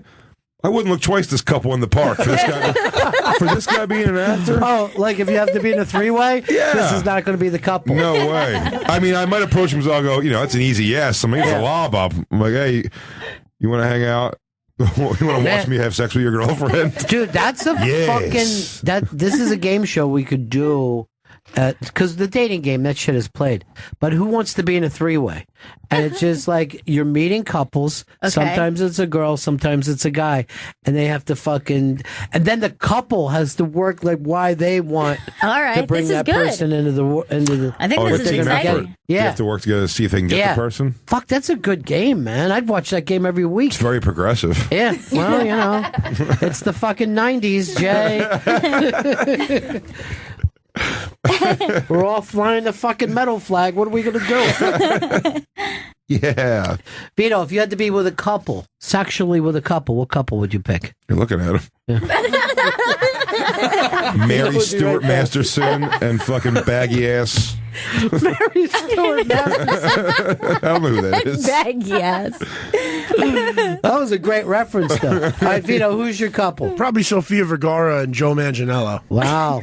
I saw them at Guns N' Roses. He could like pick you up over his I was head. thinking, you know what's gay about that is Yeah. that he's doing that mostly for Yeah. joke. Oh yeah. Oh, 100%. Alcide from True Blood? Yeah. Hell yeah. Magic Mike? You're really going to look on the outside with those two, though. That's purely physical. You can't keep your. By the way, you can't keep your shirt on. Not even a tank top. That's right, Vito. Tank top fucking. We should start a Facebook group. I mean, in this threesome, Vito, honestly, you deal with Sofia Vergara, so you get to fuck Joe Manganiello. I don't know his name. He's actually finally like spend a little time with her, man. This whole thing's going to be over for me. You're making her feel excluded. Yeah, that's always a fucking bad sign. And then Channing Tatum and Jenna Dewan Tatum are also another couple I'd like to get in the mix with. All right, let's take a look. Oh my god. Oh, they are. I don't know her now. Where does she come from? They were in Step Up together, and I believe now Okay. she's in she's a judge for a dance competition. I hate show. to say this, Jen, but he's ready to take over the dish at any moment. He knows quite a bit He about does. young Hollywood.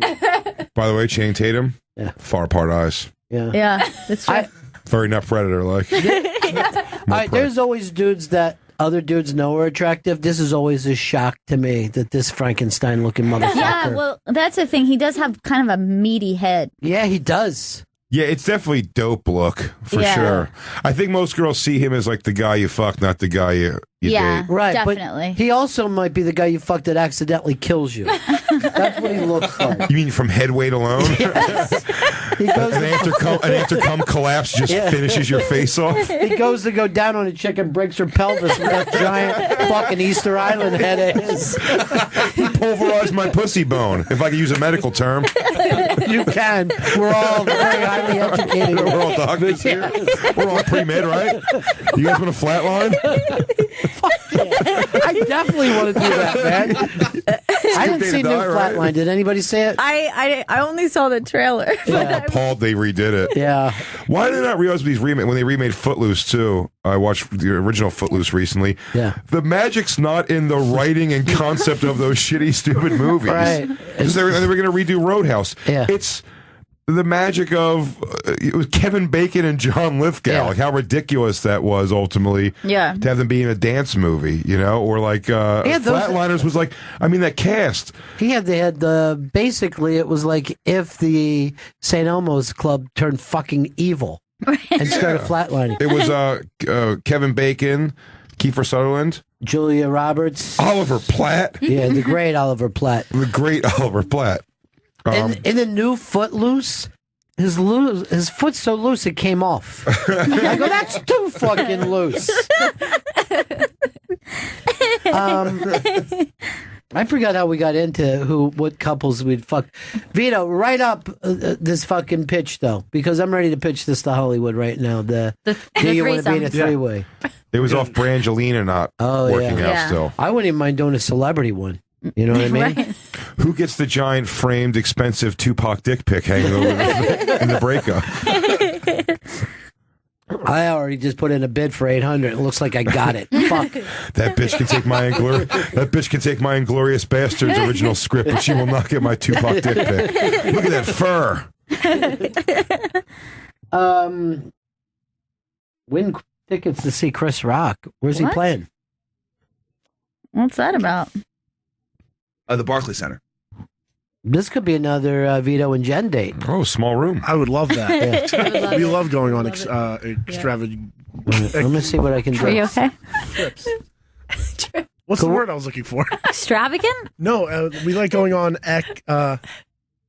yeah. What the fuck are you What do talking you about, mean? Vito? What- out? What is? Is there enough oxygen what is- in that other room? Define the word that you want to say. Like a trip, like a trip, like you go on an Expedition? Excursion?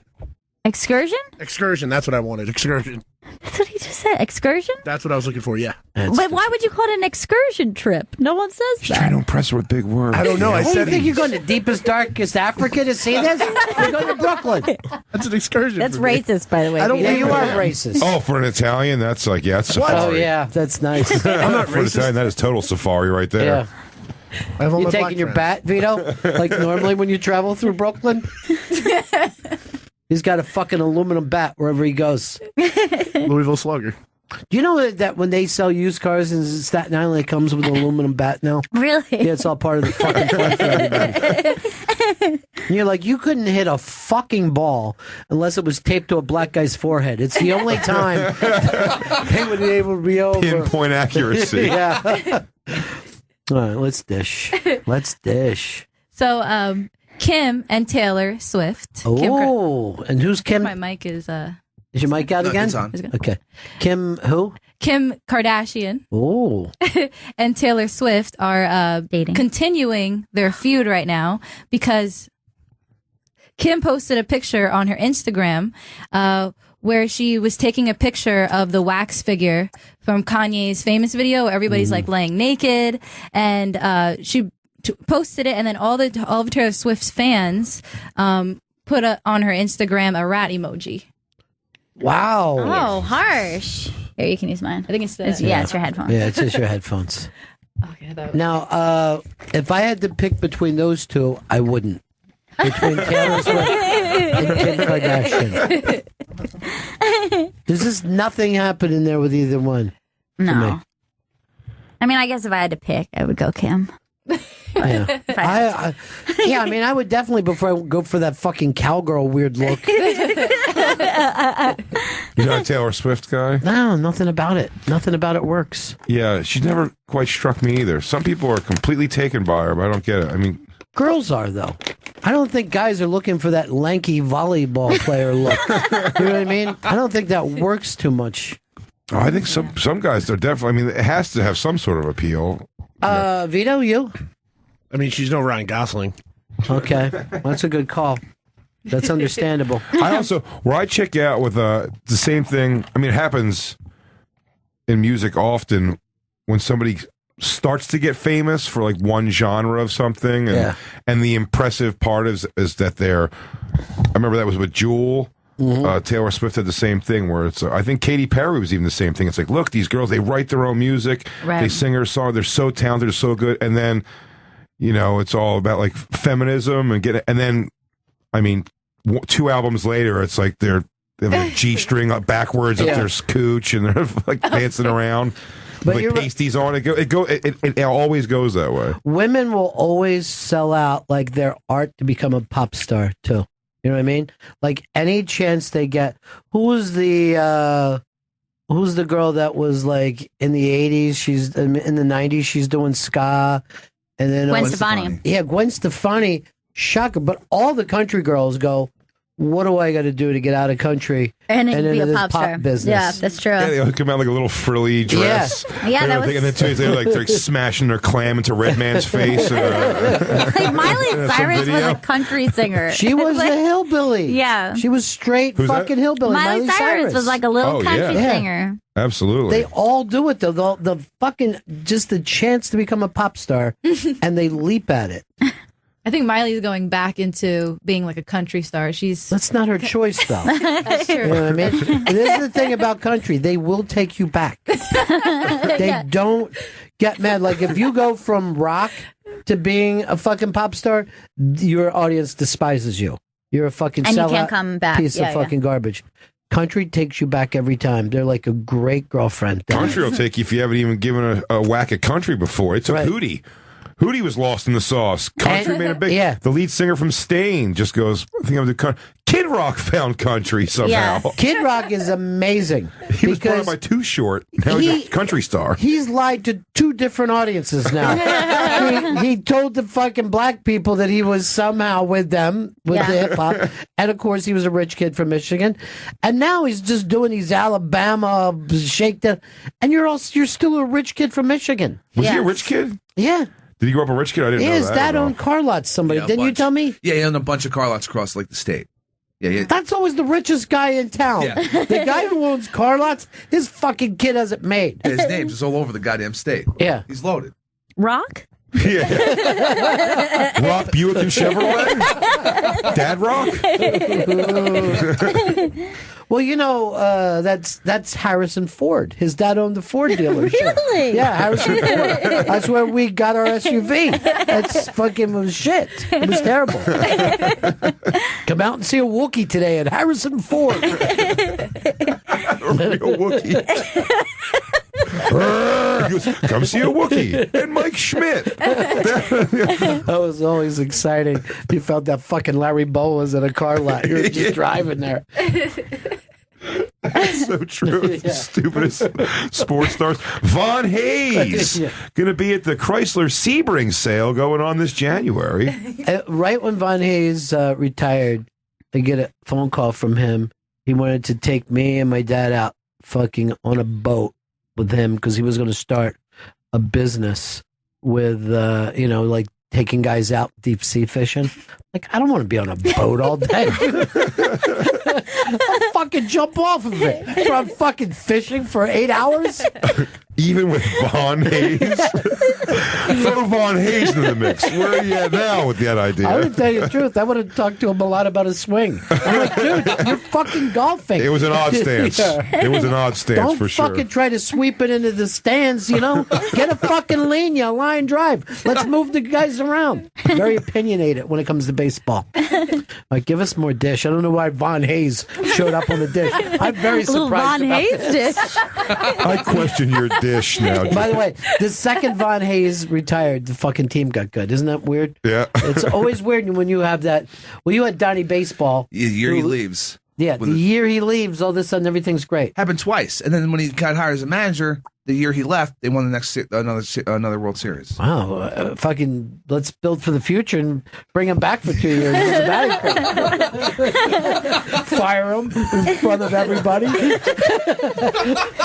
The only people who fire anybody in front of the fucking fans is Vince McMahon. And he never says, I'm going to let you go.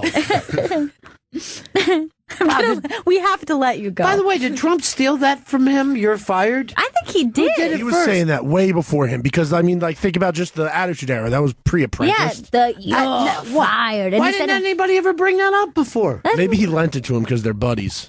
Lent it to him, but the audience. Yeah, I'm not saying Vince should be screaming about yeah, but now this. that's associated with Trump. Yeah. Trump McMahon, this isn't anything that couldn't be handled with a pinfalls count anywhere match for the hardcore belt. Nothing more exciting than when they're coming right by you on the stairs. I'm running after them.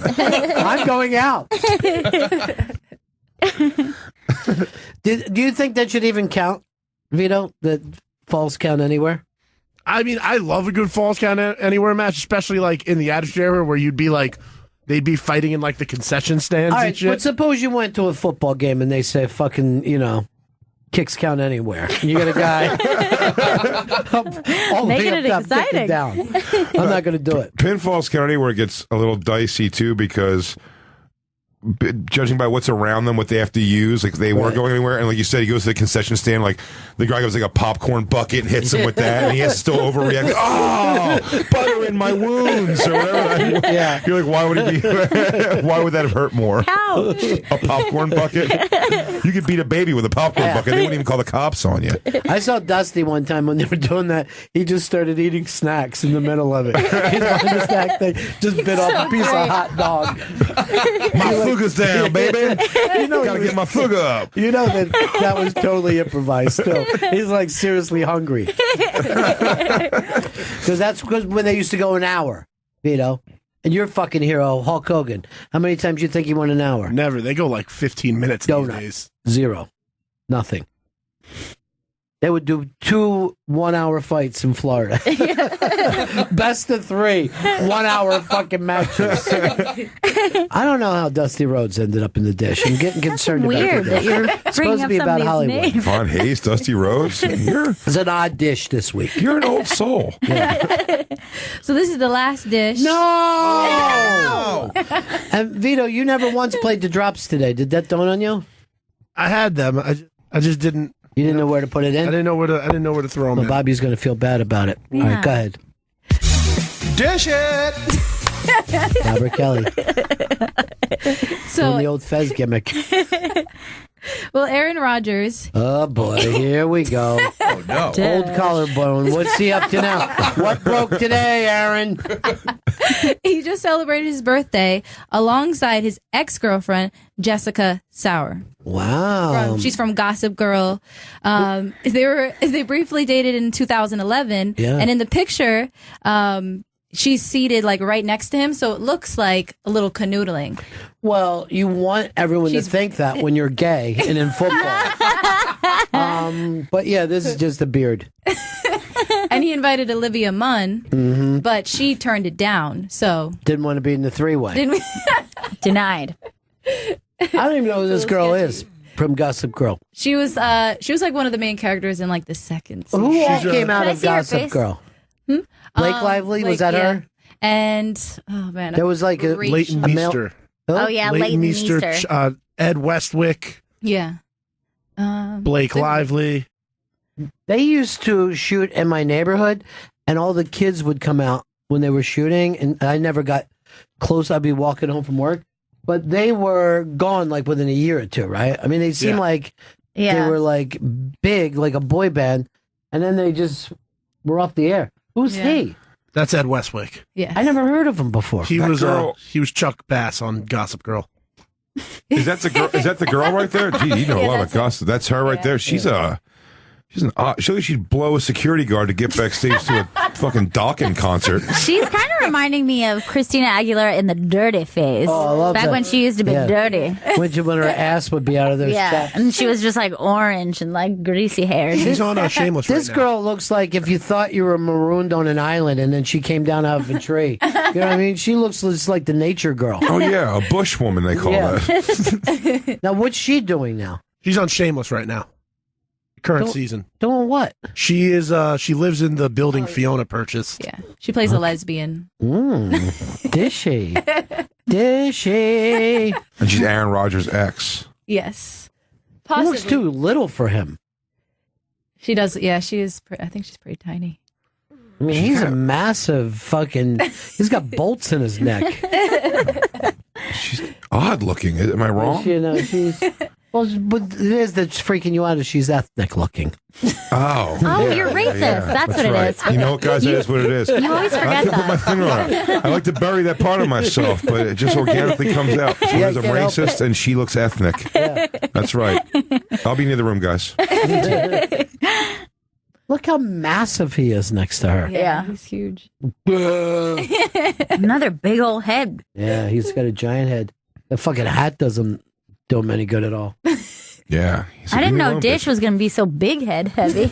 By the way, the name Aaron has always annoyed me. I don't want to see 2 A's back to back like that. It's fucking ridiculous. Does it happen anywhere else outside of the German language? Yeah, it's weird. Du Haus. It's the blackest spelling of a white name it's ever been. Aaron. Aaron. That's ridiculous. That is ridiculous. So, yeah, go ahead and read your dish out, Q. The Let's Dish segment is brought to you by Dish. Dish listens when no one else does. Dish tuned into you. To learn more and sign up today, call 1-844-CALL-DISH. Go to dish.com or visit a local retailer near you. Very, very good job today. And even Jay would admit that your eyes are perfectly far apart from each other. Perfectly symmetrical. Fantastic. Now, Jay, how are you doing after last week's game? Are you keeping it together? Yeah, I saw that coming. Yeah. I even think there's a chance they're going to lose. I mean, there obviously is a chance, but I think they might lose this week too. But then I think they'll kind of bounce back. Or maybe they win this week. I don't know. I thought maybe they would have won last week, but But I saw it come. I still don't think they're a bad team. I'm actually on Philadelphia sports much more concerned about. I don't know how real I think Joel Embiid is. Mm-hmm. I think he may end up being like a Greg Oden style bust.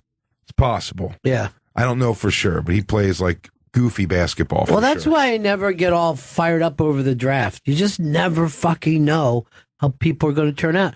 Like, no one saw, we were just having Aaron Rodgers. No one saw that motherfucker coming. Really? You know what I mean? Then he sat on the bench for how many years? 4 seasons. 4 seasons. Didn't play at all. Now he's probably the most dominant player of his generation. You just never know. You know, the Brian Westbrook on the Eagles is a great example. Undrafted out of Villanova, or drafted like in like the very, fifth or very sixth late. round. Yeah, and it was just because Andy Reid liked him from going to Villanova practices near his house. And they also said that he could ride his bike to the games. And they're like, that Nice. works out. Then we don't have to worry, about anything. He's taking the bike path all the way in. Every time I see Andy Reid still involved in football, I'm like, it literally took everything from him, football. Like his whole family has been marred by football. He wasn't there for, right? His kids were both like drug addicts. One died at football camp. Like, Yeah. it's so weird. Like, And it's not even like he just he has- stays in it. Yeah. And he's got nothing to show for it. There's no ring, like, if at least you gave it all up, but you did something fantastic, that'd be worth it. You Not could be one dying like, fantastic look at thing. this ring, everybody. You see this ring? I'd love to share this with my boys. I'm coming, Ethan. Wait for me. That's all luck, though, by the way your kids turn out. No one knows either, You could blame it on football, but who knows? You're either going to fucking be born okay or you're not. Oh, it's true. I mean, he's not the only coach with kids, and Right. I've never heard a ton of stories of other ones' kids going off the rails. Tom Landry's kid was a serial killer. No one ever wants to bring that up because the Texas Rangers, and I'm talking about the actual cops, covered it up. But he killed 145 Mexican girls all down along the border. Cut them into little pieces and then would chuck them back over the fence. Oh my God. I think so. Somebody told me that. That guy was drunk too. I think it happened. He used to cut their vaginas out. That was his thing. Oh my God. Yeah. Cut them out. Just slice, scoop them out. I think he had a grapefruit spoon. And he would just get in there, work around the edges. Terrible man. Bastard. Yeah. Oh yeah. What a jerk. Yeah. That wasn't a cool guy. No, Tom Landry should have paid a little more attention. I wouldn't do that. Would you? Would you scoop someone out like that? I wouldn't. How can you? That's the kind of shit that they should try to lead the news with. Serial killers scooping out vaginas. Isn't it funny when the people like the Manson family, 'cause all those documentaries are out now. All those Manson, when they talk about it in hindsight, the people who have renounced it, denounced them, I should say, completely come out and they're like, yeah, it was just a weird time with the drugs. And it's like, no, man, to cut like a baby out of someone, that's got to be something that's in you already. Like, Yeah, I mean, you couldn't convince me that's a great idea for anything. I know, I've tripped balls and it never came up anywhere. And I mean, we were fucking melting. And no one thought, could we go do like a ritual murder right now? Is that something we want to get involved in? I was, hey, how do you spell pig? Yeah. P-I-G. He goes, oh, man, I'm so whacked out right now. P-I-G. We did always do something weird, though. To this day, it annoys me. But as soon as we would snort meth, and then we'd be like this, we better eat something. You know what I mean? We better get something on our stomach. And you try to eat a slice of pizza, and it would be like if you tried to eat a dog. You know what I mean? Like it would be you can't swallow it. And I don't know why. But You somebody should have would thought always, of it beforehand. I know, no one ever came up with it. And they're like, we're not going to be eating, we're not going to be able to eat. We better eat something now. And I mean, you're fucking high right away when you snort meth. That second. I would assume it's probably the quickest way to get it in you. Yeah, I mean, a lot of drugs, acid takes a while, Quaalude takes a while, meth is right fucking there. If it's not, I'm like, something's wrong with this fucking meth, dude. I thought I smelled sweet tart in there. What are you fucking around with right now? Me and Chris talked about acid yesterday. I've never tried it, and I never will. Chris, you have, right? Yeah, plenty of times, yeah. Here's what I'll do. I mean, you said this is your birthday, right? Mm-hmm. At some point over the next year, we're going to dose you. And I don't know how we're going to do it, but you're just going to find yourself tripping. You have 1 year. Yeah. All my anxieties are gone. That'd be great to do somebody with anxiety. Just all of a sudden, you're like, the walls are melting and I've done nothing weird. Supposedly that happened to a kid in my neighborhood that got dosed, and he fucking, it's like he turned in, like he could have been the piano player for the Beach Boys. That's how he spent the rest of his life. Really? You know what I mean? Yeah. Last time I saw him, he was selling newspapers outside of a fucking supermarket next to a newspaper machine. Oh, no. He was just sitting there with him on his... Save you the trouble. Yeah, I'm Save you just the like, trouble. How you doing, man? You doing all right? Good to see you again. Your mom said that you're home now.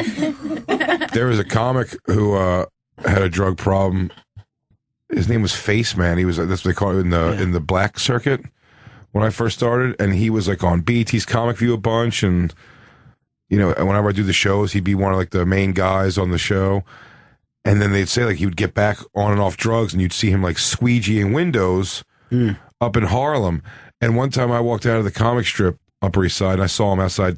Let me tell you, I'll tell you a joke for $1 type thing. And then I walked by him. He said that to me, and I before he can like get like the full pitch out, I was like, Face Man. He goes, it's Jay. He's like, we done a bazillion shows together back in the day, whatever. He goes, oh man. He goes, that's good. He goes, how you doing? I'm like, I'm fine. How are you? He goes, oh man, you know, things are up and down. You know, life is what it is. Anyway, if I tell you a joke, man, maybe $1 or something, you got something for me? I tell you a joke. I'm like, did you not hear the whole conversation we just had? Wow, man. But I mean, I guess when you're down that low, he didn't even have like a, oh, this is embarrassing. Did you go in for $1 for him? I don't know. I may have. I think I may have, yeah. It would be really bad if you said I heard that joke. So you get nothing. Or I give him $5 and go, cool, I'm going to buy that one from you. Yeah. Now you can't use it anymore, though, dude. I'll come back here. Or if he just did something that was yours, you're like, hey, man, seriously. You owe me $1. So my car got stolen early when I was doing comedy. And when I was writing everything down, every joke idea I had, and then my car got stolen. And that's going to be, my car got stolen. It had my joke books, and I was leaving on a plane. So I had all of my clothes packed, and I go, yeah, I see a guy, a skinny black guy go on BT wearing gigantic FUBU jerseys that are mine, doing jokes about being a fat white guy. Being a fat white kid in black neighborhood's pretty tough. Your early days is the funniest shit I ever heard in my life. Oh, of comedy. Funniest shit I've ever heard. Oh, I wish there was more video of it. Just taking my pants off and everything I was wearing. Big silver chain. Oh, it was so great. We have some VHS of me doing it somewhere for sure. I have to see if I can get it transferred and bring it in for you. You'll have a blast with it. That's really fucking hilarious. Me, Metzger. It's so funny to watch the difference because I completely fell into the pandering in a black room. So my whole set is just straight up like just dicking down the stool and talking about how you can't have no superheroes in the hood. And it's going well, but I just look so ridiculous. And what's funny is watching Kurt Metzger, who just out of the gates had these brilliant jokes, just talking like he's delivering them to over the crowd. And after every single joke, he asks if the light is for him. There's no light happening. He just asks if any light that's happening in the room happens to be so he can get off stage. So he'd make some, blah, blah, blah, punchline. And he'd get nothing. He'd go, is that light for me? Is that... No, we're good to go. Okay, I'll do another one. From the first joke all the way to the end, he wonders if it's over after every one. What fucking kept him going? That's the point. That's the thing that always kills me. Autism. I'm pretty sure it's adult onset autism. No, he just loved it. Well, you know what it was? We'd go and do open mic. That open mic was in Philly at the Black Comedy Club, which was packed. Yeah. I mean, spilling out of the doors. It was so full because it was promoted by the local hip hop station. And then on other nights of the week, though, we'd go to like these shitty, what I learned was actual open mics and how it's like, I don't know if how they're supposed to be because it's really awesome to go perform for 250 people at an open mic. Right. But usually it's 5 comics standing in a room staring at you that have heard your jokes already and maybe like 2 people who wandered in. But Kurt would murder there. Yeah, right. Because the other comics were kind of like, wow, like this guy really knows how to write a good joke. And I'm going up there, I'm not wondering why this crowd's not laughing while I'm like, come on, all 3 of y'all been here where you fucking like this with them deep dicks. You know what I'm saying? What's up with that Tupac song? We just go for it. So that's why he stayed, because there was he had that mix. He had that one little thing that kept him, was just enough to keep him going. Yeah. Thank God. Or else the world wouldn't have Kurt Metzger in comedy. And he's in L.A. and happy, huh? He is. He seems to be doing good, yeah. Looks good. Sounds good. Yeah. He came back for Thanksgiving. For a traditional Thanksgiving. Is that right? Mm-hmm. All right, we got a break here. Who's coming in next? Chad Zumach is stopping by. You are free to stay, Jay, or free to go, whatever you'd like to do. I have to go. We have to go pre-record Bonfire right now. Anything you'd like to promote other than that? Bonfire, Legion of Skanks. All those shows. I'm 40. I was in high school when I was 20. And even though you think you're attractive, Brad Pitt, your eyes are too far apart. All right, we'll be right back. Bennington. Welcome back to Bennington. Chad Zumach's in the studio. The Social Justice Warriors Comedy Tour of Texas is happening December 14th through the 17th with Chad Zumach, Jim Florentine, Sam Tripoli, and Brody Stevens. And December 14th, we'll be in San Antonio at the Blind Tiger. December 15th in San Marcos at Aqua Brew. December 16th in Houston at the Secret Group. And December 17th in Austin at Cap City Comedy Club. Now, this is a sweet tour. Who put this one together? Actually, it came from a podcast I was doing with Sam Tripoli, and he decided, hey, let's do something, because no one, we want to work with our friends, and no one's putting us together, so we decided to do it ourselves. It is a giant difference when you're on the road with somebody that you like and can have fun with. It makes all the difference. Yeah. Yeah, so it's like we're just going down there just to have some fun, and we thought we'd do it in Texas, and then we called ourselves the Social Justice Warriors just to make fun of everyone. Yeah. Well, I will say this. I saw you with Florentine being a wingman for him one night, and I was very, very impressed. Really? Yeah. He dropped by, and I think he brought up a couple of his...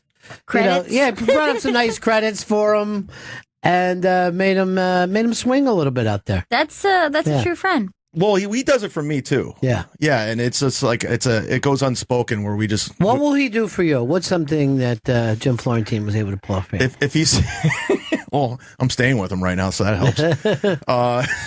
Like he'll just, we'll be on the road and he sees me talking to a lady, and he'll just, this guy's one of the funniest guys I ever met. You got it. He's awesome. Did you ever see his Conan appearance? He's amazing. I was like, I wasn't on Conan, but we'll go with it. That's great. And then when Florentine's talking to a woman, Chad will come by and go like this: "Hey, I got to call very interested in special ed, bringing him back for the 20th anniversary." Sorry, did he say special ed? I think you remember Crank Yankers, honey. We were on the road. I forgot where we were, but there's a girl that he was just talking to. I just walk up to him. I go, hey man, you're the guy from Amy Schumer's Trainwreck, right? And he's only been in there. He was only in there like 2 seconds. Yeah. He goes, yeah, nice to meet you. I pretend like I didn't know who he was. Yeah, that was Amy's boyfriend. Jimmy in Detroit, what's up? Hey, Ron. Hey. I have a fact you guys might not know. Oh, a fact. Chad, could you be stumped? Is there anything out there that...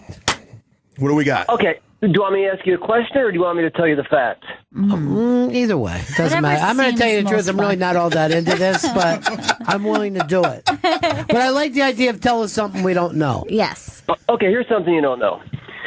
15,152 forms of life have been found on New York City subways. 15,000. And is that including microscopic life? Yeah, that's including bacteria and insects. Wow, I didn't know that. I've actually physically seen at least 15,000 different species on any train. All right, that's worth the signed poster. All right, there you go. There you go. That's good. I like when it's a fact that comes in something we didn't know. That's exciting for me. Did you get to see Big J? You guys were just... Yeah, I saw him crossing, and I'm doing the bonfire later, so... Now, who was it? It looked like there was a rock star out in the lobby. I couldn't see down the hall. That's always the case here. You just got to put sunglasses on and then everybody will gather around you and get their picture taken. With a smart idea. Yeah. Ron, you might appreciate this. You know who I worked with recently, just for the story? Who's that? Todd Bridges. Wow. Yeah. Yeah, it was crazy. I hung out with him for 3 straight days, and I got so much knowledge from Todd Bridges. Really? Speaking of facts, Yeah. do you remember the legendary episode, Mr. Horton's Bike Shop with Gordon Jump? Yes, I do. Yeah, if you Google it if you haven't never seen it before, but it was a very special episode. It was a special episode, and it was also weird because he was the guy from WKRP in Cincinnati. He was a very nice guy, but now when he came on that show, he was interested in touching children. Yeah, Dudley. Yeah, Dudley, the buddy. That's right. Yeah. So Todd told me, my buddy Todd now, he said Gordon Jump was looked at as a pedophile after that by people, and it really messed him up. Oh, I don't doubt it. I think of him that way to this day. I think that it was a documentary. Very special episodes were like such a weird. I don't know. Do they still do those on light sitcoms? I'm not sure. It was a standard. Like, has Big Bang Theory ever had a special episode? No, that's a good point. Yeah. But later in everybody's thing, they would do it. Yeah. And there was a one with the Tim Allen did where one of the kids might die. Oh my god! And it was all wrapped up in a half an hour, but JTT. Yeah, it was JTT, the only cute one, the only one that we would have cared if he died, but because that was the night that the Dana Carvey show premiered, and they had to follow the thing about JTT might die. Oh right. And then they're doing this very weird comedy show. That's a horrible transition. I know, that's it so is. bad. I don't think it worked for them. I'm trying to think of. I wonder who did the very first special episode, because there wasn't that for the Beverly Hillbillies or even the Hogan's Brady Heroes. Bunch. Yeah, none of those shows went for it. Did Brady Bunch get like special episode? Like I mean, one of the kids was smoking once. Okay. I mean, but I don't think it went as. I think the '80s really kicked in. Right, when it would be like about like a rape. Yes. In a comedy. All right. Now that you brought it up, Edith was raped, I think, on All in the Family. She was. What? Are you serious? Yeah. Oh. God, that's so intense. But they made it a point at the end, digitally raped. No penis, just fingers. For some reason, that's more graphic. Yeah. Like to describe that. 2 in the vagina, 1 in the anus. Okay. Is the way that Archie explained it to everybody. And I'm pretty sure Jimmy J.J. Walker and his show Good Times, they had a couple things where, don't go to that gang fight and then a kid got killed. I always liked those shows when the mother was saying, "You're not leaving this house." You know what I mean? I will not have my son go to that gang fight. That was always exciting. The big one from when I was a kid was Saved by the Bell. Yeah. Oh, when yeah. she's like a speedhead out of pep pills. Yeah, and then what was Did they call it pep pills? I believe they call them pep pills. Then you know that the writer was 25 years older than anybody who was viewing. Because then- pep pills is almost like late 50s. So she was like all speedy and she was getting ready for the big show and she was still practicing. And It was then the girl from Showgirls, right? Yes, it was that one. And she was like, I'm so excited. I'm so excited. I'm so scared. Gail, that's pretty good. Yeah. That's actually really good. I saw the YouTube video. Now, why you don't freak out on fucking... Because I don't know, she was just over speeding and he was like, calm down, you're singing this song too crazy. I don't even know why in that moment. Because she was also studying for exams, and it was just too much to do the exams and the dance. Zach was forcing her to be a big singer so he could make money off of their career. So he was Zach was pushing it. Zach was managing this band that he put together with the girls because he heard He's the them Colonel singing. Tom of this whole... Yeah. Vito actually turned me onto this YouTube channel called, what is it? It's called Zach Morris's Trash, where they take Saved by the Bell episode by episode, and they point out how bad of a person Zach Morris actually was. It was in every just like episode. really awful stuff. And you're like, why weren't we picking this up? I always thought he was kind of a creep. He's like a real asshole. Yeah, I he's thought a all piece those of guys shit. were a creep. And a lot of it has to do with using his friends, particularly the women. I mean, there was one where he tricks them into being swimsuit models and took pictures of them and put it on a calendar that he sold at school. That's not okay. It's a dude bro thing with him, though. You know what I mean? And never those nice guys to always nerds. end up being like Wall Street guys or at least Madison Avenue guys later in life. In today's culture, I'm surprised no one came out against him. Yeah. I know. Now, by the way, Todd Bridges he was a wild man. Alf, he was like one of the first crack celebs. Yeah, he kind of pioneered the drugs. Yeah, for kids. And didn't he get shot up once or something? I'm not sure, but I do know he was the first guy to have Johnny Cochran represent him. Wow, I didn't know that. That's exciting. Yeah, that's pretty impressive. We can all thank Todd Bridges for that one. But Todd actually, he was the kid they always put in like Little House on the Prairie, Barney Miller. He was the black kid they throw in everywhere. Yeah, he was also a really good-looking young kid. You know what I mean? Like when he was young. He was on the cover of Tiger Beat. Yeah. The young girls liked him. And then, he started doing a show with a guy who became a comic genius. Conrad Bain? No, not Conrad. Steve in Alabama. Hey, I got an HD antenna that picks up like CBS, ABC, Fox. But Congratulations, that's fantastic. Thank you. But it picks up these weird channels like MyTV. Anyway, they play a bunch of weird old shows on reruns, and they play Webster. And I got a little boy and a girl, and I'll click on it and go, look, this is something that used to come on when I was a kid. Every single time I've turned it to that has been a special episode about either touching or drugs or like hobos or runaway. It's like every single episode. Let me tell you, I'll watch any hobo episode of anything. But I would, they would go like, why would they do this? Most of these shows I would only watch if they had a special episode. If they had a special episode, I was locked in. And I wanted there to be a moment at the end, like, if you know anything about dyslexia, if you can't read this right now, call this number or get somebody to call for you. I want to know the special hobo episode. There's a guy leaving with a stick and a knapsack, all of it together. What was the Alex P. Keaton show? What's the name of that one? Family Ties. Family Ties. They had a special episode that I watched like on, like one of those channels that play all old reruns. And I watched it and see, I feel like they did something wrong there where like they had a special episode, but they still were mixing in quite a bit of comedy. Yeah. And the episode was about racism and how they had like a black family move in next door. And then like people like broke into their house and wrote the N-word over like all their stuff. Oh, yeah. But then like there were still some light jokes throughout. As well there should be. It was a I'm not sure they got the balance right. Because they went from heavy to jokes I watched quickly. that episode at Anthony Cumia's house. He has it on a loop. It's just going constantly 24 hours a day. All right, Family Ties had a great one, and I recommend going back and watch. Alex P. Keaton had a fun uncle who drank too much. And guess what? He wasn't just fun. He was a full-blown alcoholic who ended up hitting Alex.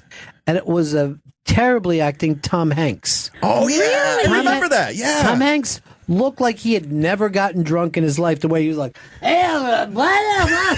I think he was like cartoonish drunk? Yes, he was like a clown instead of an alcoholic. What? And then he hit Alex? He hit Alex, right? And that's when he said he needed help, and that was the end of it. I don't think he ever came back on the show. Like with a closed fist? Yeah. He hit him. He gave him a good whack. And the family was alarmed. I guess they didn't do a lot of hitting in their family. Yeah, Michael Gross and Judith Light, they didn't hit the Keatons. Yeah. I don't know why. They needed to beat that boy, that little Reagan Republican, and they were old hippies. But I don't know, and I don't know if they do it anymore. I don't know whether they still. Yeah. A special episode of Breaking Bad. That would be just fantastic to me. Lewis in Manhattan. Hey, what's up, guys? Hey, man. Yeah, I actually got two of them, and they both involved the character being shot. In Good Times, JJ was shot, and I always found that funny because, like, not the next episode, but, like, the second episode after that, he was, like, up and around doing dynamite and all that, like, no type of injury. They don't give a shit. No follow-up to it. And the same thing with the Fresh Prince. He was shot. He was actually shot. I think JJ was grazed, so that might be why he was up and about. But the Fresh Prince got shot, and, he was basically, like, back to the Fresh Prince the next day.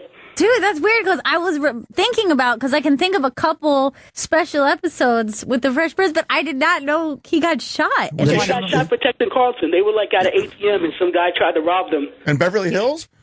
Huh? In Beverly Hills? Or were they back in Philly? Yeah. Very special episode. They get off the plane in Philly and take one in the neck. Maybe that's why he went to Beverly Hills. But yeah, he was in a wheelchair and everything. You know, you would think he'd be like pissing in a bag the next day. Yeah, not gonna happen. Really screwed up, but it was fine. Still got it's a whole fresh half hour to jump into. JJ, you got to be amazing shot just to hit him. He was so skinny. That was the skinniest human I'd ever seen. All right, 844 Rock God, 844 Rock God. Special episodes. Here's Ted. Ted in Rhode Island. How you doing, man? Hey, buddies. Hey. Very special. Oh, your phone's fucking up. Oh, God. You sound Yeah. like a robot. Yeah, it's just bad. It's not happening. Look at those fires. Oh, yeah. They're burning up California. Just burning it up. Unbelievable. Scary. You know what else Todd told me? What's that? Ronald Reagan was a dick. In what way? Because you remember the very special episode of Nancy Reagan coming up. Yeah, I remember that very well. He just says he was really mean to him and Gary Coleman, just really standoffish. The Alzheimer's might have been kicking in them. He might have thought it was the 20s. That started kind of early, right? Yeah. Yeah, it That's what started people while say. I think everyone says it cut in after he got shot, which was a very special episode of the U.S. government. President Reagan's been shot on a very special episode. We should do a very special episode on this fucking show where we just figure out we have to teach Chris to read. I never learned. Never learned to read. Let's see if you can do that plug, Chris. Chad Zumach's in studio. The Social Justice Warriors Comedy Tour of Texas is happening December 14th through the 17th with Chad Zumach, Jim Florentine, Sam Tripoli, and Brody Stevens. On December 14th, we'll be at the Blind Tiger in San Antonio. December 15th at Aqua Brew in San Marcos. December 16th at the Secret Group in Houston. And December 17th at the Cap City Comedy Club in Austin, Texas. Chris, you can't go around reading all the time. Yes, it's too much now. You know what's sad? I think he memorized that, so he wouldn't have to embarrass himself. Listen to audio. Yeah. How about reading this now, Chris? Something you didn't plan for. Oh, no. Chuck in Boston. Happy Days had a special episode about racism, but if you watch it today, you will say Richie was the racist because he referred to Sticks, the black guy, as, I want a colored neighbor. It sounds racist today if you watch it today. Well, this is the thing. So they had a band, and they had a black drummer named Sticks. Mm-hmm. And Sticks he wasn't exactly radical because they would say, like, they did the old gimmick, like, they're not coming to the party because you're black. And Sticks would look at his arm and goes, what? I'm black. I'm black! And that was the joke. Like, he would act like he didn't care. So a lot of the kids weren't coming to the party. And Fonzie was very pro-black, Right. as everyone knows. Oh, yeah. So- he had a lot of strong principles. Yeah, he did. He had great principles. So he was going to go beat up the kids and make them come to the party. And then Tom Bosley said, no, you can't force people not to be racist.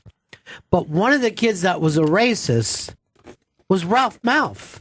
Who Really? became one of the guys. Donnie Mose? Yeah, Donnie Mose was like, I'm not going to that fucking party. Are you bag? And they were willing to forget that? Yeah, they did forget it. And he went on to become a great guy. And then every once in a while, you would see him, like, he'd be at Arnold's, and he goes, where's the chick with our burger? And everybody like, dude, I thought you changed. You got out of He that. said that Yeah. once we invited you in the circle of friends. No, he really was. It was him and Bag were the two. But this was back even before it was a sitcom, when it was, like, filmed. Right. The early episodes were filmed. It was much better. It made a lot more sense than when, they weren't having a wedding at Arnold's and shit. You know what I mean?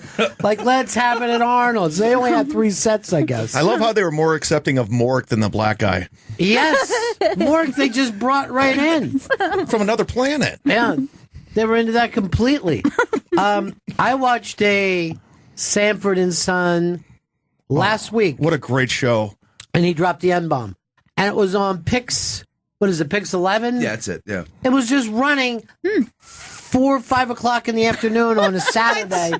And He says that M-bomb is crazy. And who, Damon Wilson? No, he was actually, I wish it was, but he was talking about another older guy. But I'm like, I mean, I don't even remember hearing that then. And then, of course, when I did... was it Rollo? Yeah, I love Rollo, man. He was great. They were basically pimps. But Artie and Anthony showed me one where he dropped it like 15 times in one segment. And I hate to say it was fucking hysterical. Red Fox was maybe one of the funniest people of all time. He did not need to work that way. But everybody in America in the 70s, people were just like, this is great. No one even thought to themselves, this is going too far. It was racist against white people because you remember the white cop? He was always he was always a dope. He'd go to say groovy. He was like, gravy. He's like, groovy, man, groovy. Pierre in Virginia. Buddies, what's up? Hey. There was a Laverne and Shirley where Shirley's alcoholic brother was in the Navy, played by Ed Begley Jr., and he visits them in Milwaukee, and he just gets drunk and arrested like every time. I don't remember this one, but they made beer for a living. The Schatz Brewery. Yeah, how could they bitch about it? There was also another really good one called, it was a special episode, Laverne forces Shirley to go down on her. Oh, my God. That is special. I remember that. Great. All right, buddies. Yeah. Let's go to Mike. Mike, what's up? Mike. Ronnie. Yes, sir. $1 million, buddy. Million. Good times. The little girl across the hall from their apartment. Yeah. Was getting burned by her mother with an iron. Oh, my God. See, and I'll never forget that as long as I live, man. It was just sick. It was just sick. That was... I agree. That was one where JJ's dad said to the mom, this is none of our business. That's their family. Can I do a Florida impression? Yeah, go ahead. Sure. You ready? Yeah.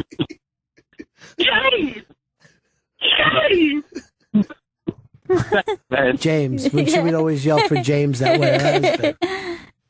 I did not raise you. She would be at the verge of exploding with her just shaking with rage. How embarrassed she was of those kids. Now, was that an issue in the 70s? People were burning their kids with irons, so they had to do a special episode? No more than any other time, I don't think. I think about the same numbers as that we're looking at today. Less people iron. But you know what? That's the best way to reach people because you know someone was at home about to burn their kid with an iron, and they're watching the show like, wait a second. Yeah. I'm going to put this down. This might be wrong. This might be wrong. I'm going to unplug this iron and hit you with it. It definitely shouldn't be hot.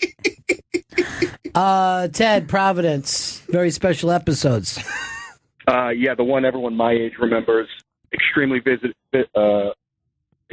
well is Punky Brewster and the goddamn refrigerator. Now, what happened here? Any of you guys know it? No, I don't remember this.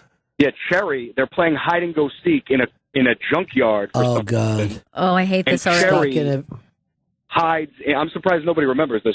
Everyone I know remembers it. Cherry hides in a unplugged refrigerator and almost dies. Oh, my God. And it's like, and at the end, they're like, and if you or anyone you know is throwing away a refrigerator, make sure you remove the door. You have to remove the doors. Dude, one day, my uncle, 12 hours, he was beating on a fucking refrigerator door before he got it to fucking finally come off.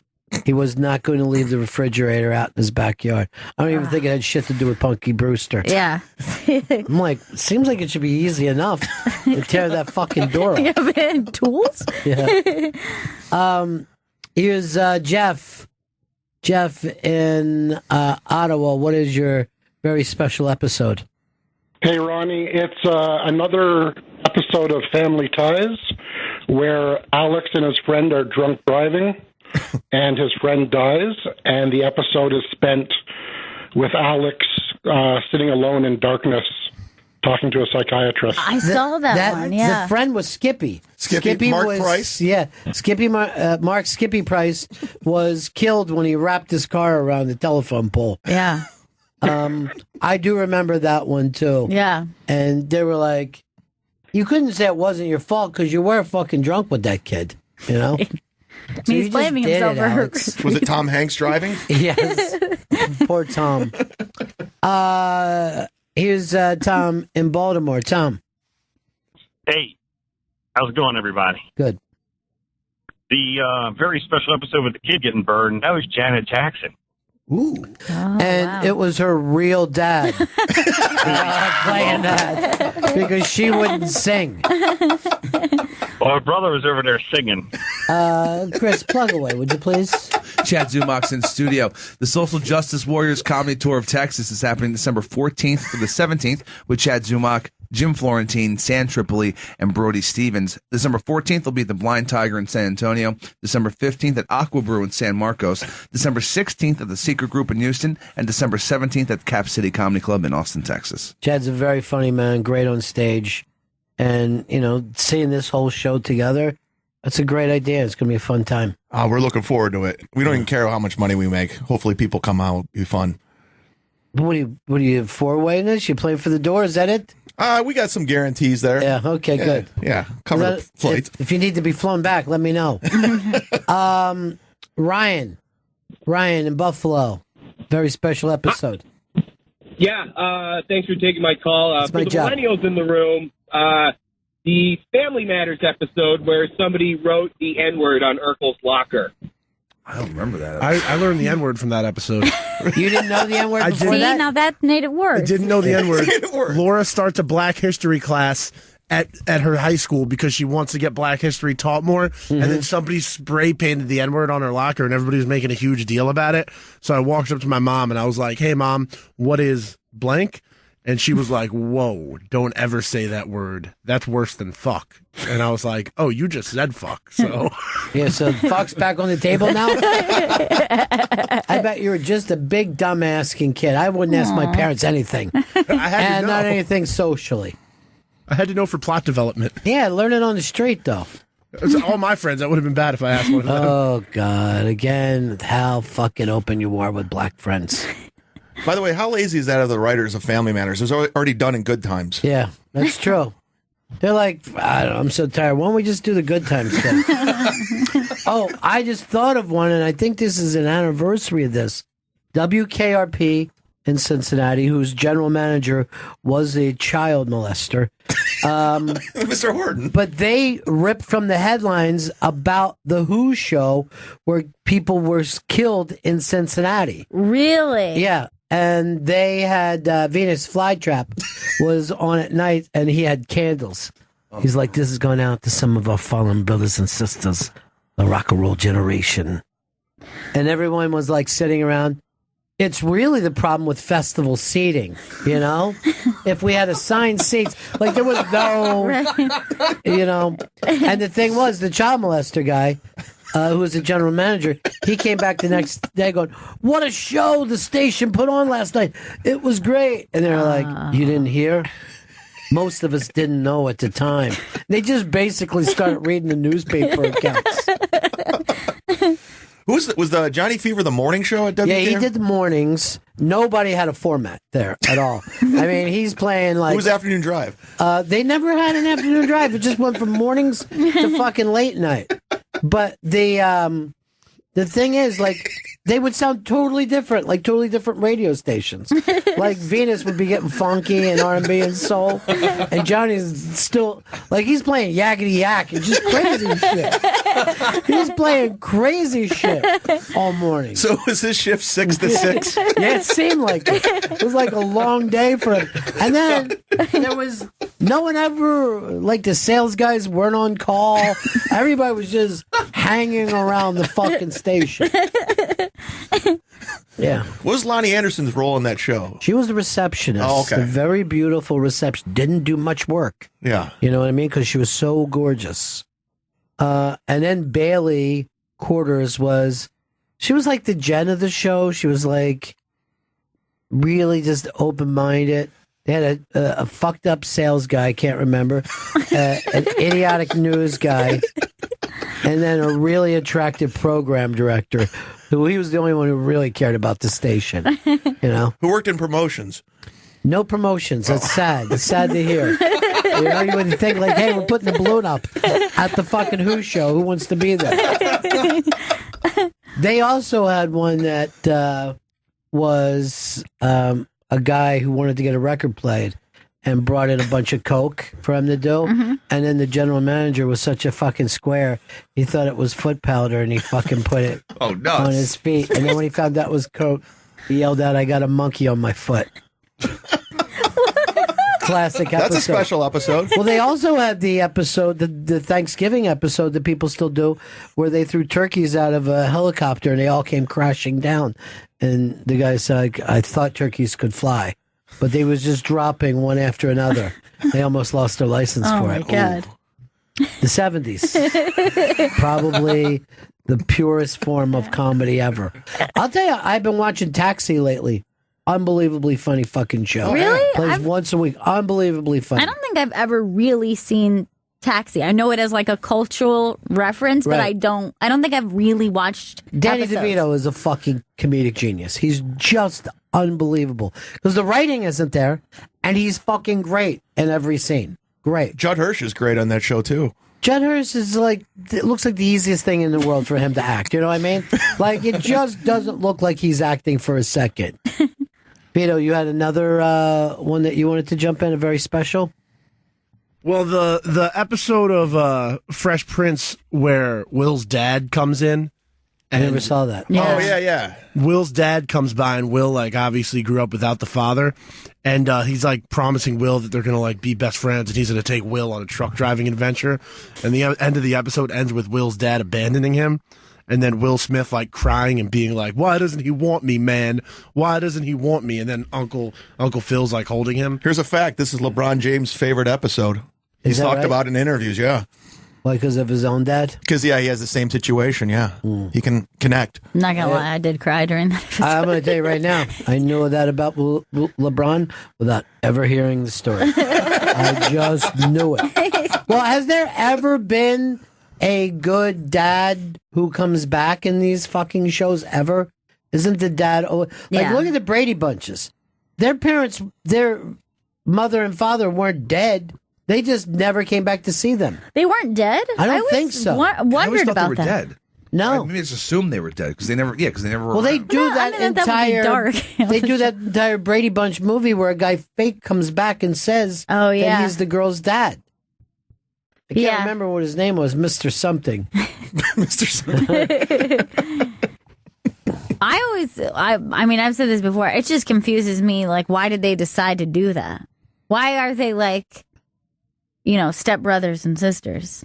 It's right in the story. Here's the story. But why, but then we don't. But then we move on from the intro, and it's just a regular family. It's not really about the struggles of living with step siblings. You're right. They just treat each other like brothers and Yeah, sisters. they don't They never really- try to fuck or anything like that. Yeah, they never do any of That that, would've or been they're a never great like screaming, "You're not my real dad," or Yeah. anything like that. And then- they kind of are pretty well adjusted. Yeah. So it's just weird to bring it up. And then every episode, the mother never worked outside the home. Plus, she had a fucking full time. She did, yeah. maid who actually slept there. Yeah. And she wouldn't even She get was up like at a night with those live-in kids. Yeah. nanny maid, and they're too old for a nanny, a full time nanny. She was from the dad, though, right? Like, he just Yeah, felt but bad she firing her. raised those fucking kids. Yeah. She was mother and father to them.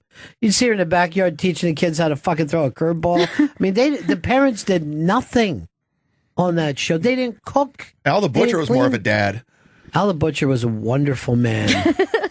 I remember when Al the Butcher was in Gomer's platoon in Gomer Pyle, yeah.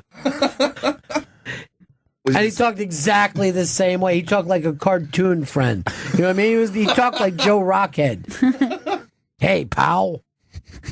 Was he the same character? Was it like he just got out of the army and now he's just working? No, that would have been fantastic. We didn't have that kind of crossover back then. It would have made a lot of sense for him to say, "I used to be in a fucking military with this gay guy who can sing his ass off."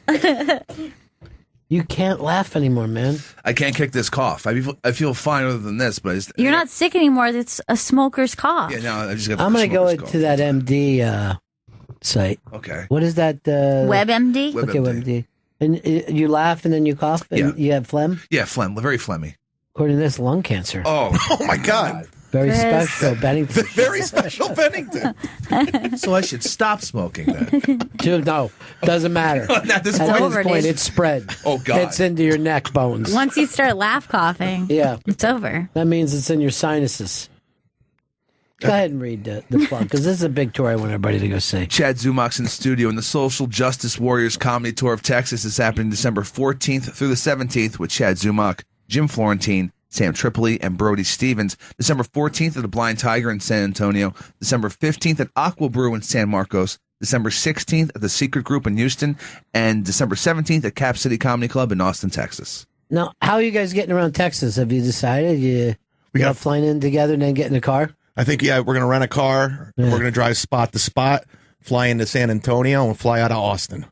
Here's the thing, man. You're going to be stuck in the car with these dudes. Oh, it's going to be so much fun. That's why I'm doing it. To be in the car? Yeah. all three of those guys entertain me in real life, so that's going to be a lot of fun for me. Andrew in Jersey. Hey guys, in the pilot of the Brady Bunch, there was some tension in between the girls and the boys. And if you remember, the girls had a cat and the boys had Tiger. And Tiger ran after the cat and kind of ruined the wedding. And after that, was a they good never call. really... I remember the only other real tension is when they had to turn in their green stamps, and the boys wanted a boat, and the girls wanted a sewing machine. But they ended up getting a TV. But then whose room does it go into? Oh, no. It just doesn't end. Here is Dave in Albany. Hey, Ron. Love you guys. Love you guys' show. Remember the MASH one when, what was it, Colonel Henry Blake going home and Radar comes in and delivers the news. They're all having the surgery, and it's just, I kind of got a tear in my eye. Colonel Henry Blake's plane went down over the Sea of Japan. There were no survivors. Who delivered the news? Radar? Radar came in while they were operating. They were like, "Hey, put a mask on, you dope!" Like they were just like. And then when he said there were no survivors, we just suddenly heard faintly coming up the fucking MASH theme. Hello, darkness, my old friend.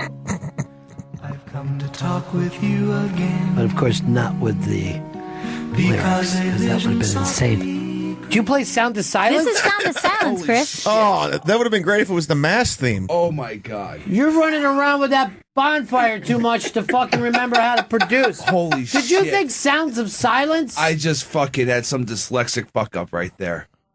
Oh, Jesus. Oh, my God. Ron, do you want to try it again? No, never again. it's not. That thing is trashed and ruined. Our relationship is done. Oh, God.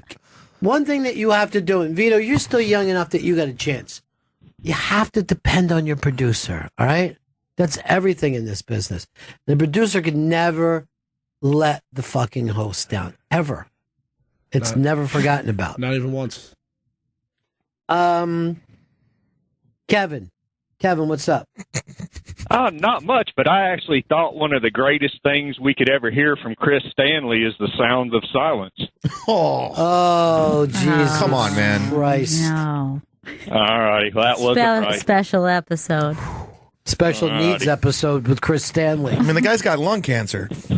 Not quick enough for me. No excuse. I just want to fucking cut him open and let it spread. As soon as the air hits it, it just goes all throughout the body. What? Hello, dark ass, my old friend. What fucking Lord. show? Did you think it was The Graduate, the TV show? I have no fucking clue what just happened there. Did you think that was the MASH theme? Like No, you thought I know that it's Suicide is Painless, not the Sound of Silence. I got those two fucking Just things. push down MASH theme. Would I have know. done it. Yeah, that would That have way been you're not getting the fucking Suicide is Painless. Yeah, you should have played the MASH theme. That's a good Chad's idea. right. Thank you, Chad. Chad's right. Thank you, That Chad. would have That's a been good so idea. fucking great. So would have been so much better than what I did. Well, fix it and edit, would you? Okay. Chad Zumach in studio. The Social Justice Warriors Comedy Tour of Texas is happening December 14th through the 17th with Chad Zumach, Jim Florentine, Sam Tripoli, and Brody Stevens. December 14th will be at the Blind Tiger in San Antonio. December 15th at Aqua Brew in San Marcos. December 16th at the Secret Group in Houston, Texas. And December 17th at the Cap City Comedy Club in Austin. I was into Brody Stevens periscopes for a while because he would fight with people. He'd fight with other comics at the Comedy Store. He was a real fucking character. And he would walk all around town with this thing on his stick. It was amazing. It was like a reality show, Truman Show. Yeah, it really was. How long has he been doing stand-up there? Because he closes the show every night. Right? Yeah, he has the Sam Kinison spot, and they just let him do whatever the hell he wants, and he's so entertaining. As long as he wants? As long as he wants. I think he does like an hour. Uh-huh. Yeah. But yeah, he's great. Follow Brody if you don't know who he is. He's so phenomenal. What does he do every night leading up to that? That he's going out at, 2 o'clock in the morning? By the time he goes on? I've known Brody for 10 years. I don't know anything about him. That's great. That's the best. That's the best kind of comedian, in my opinion.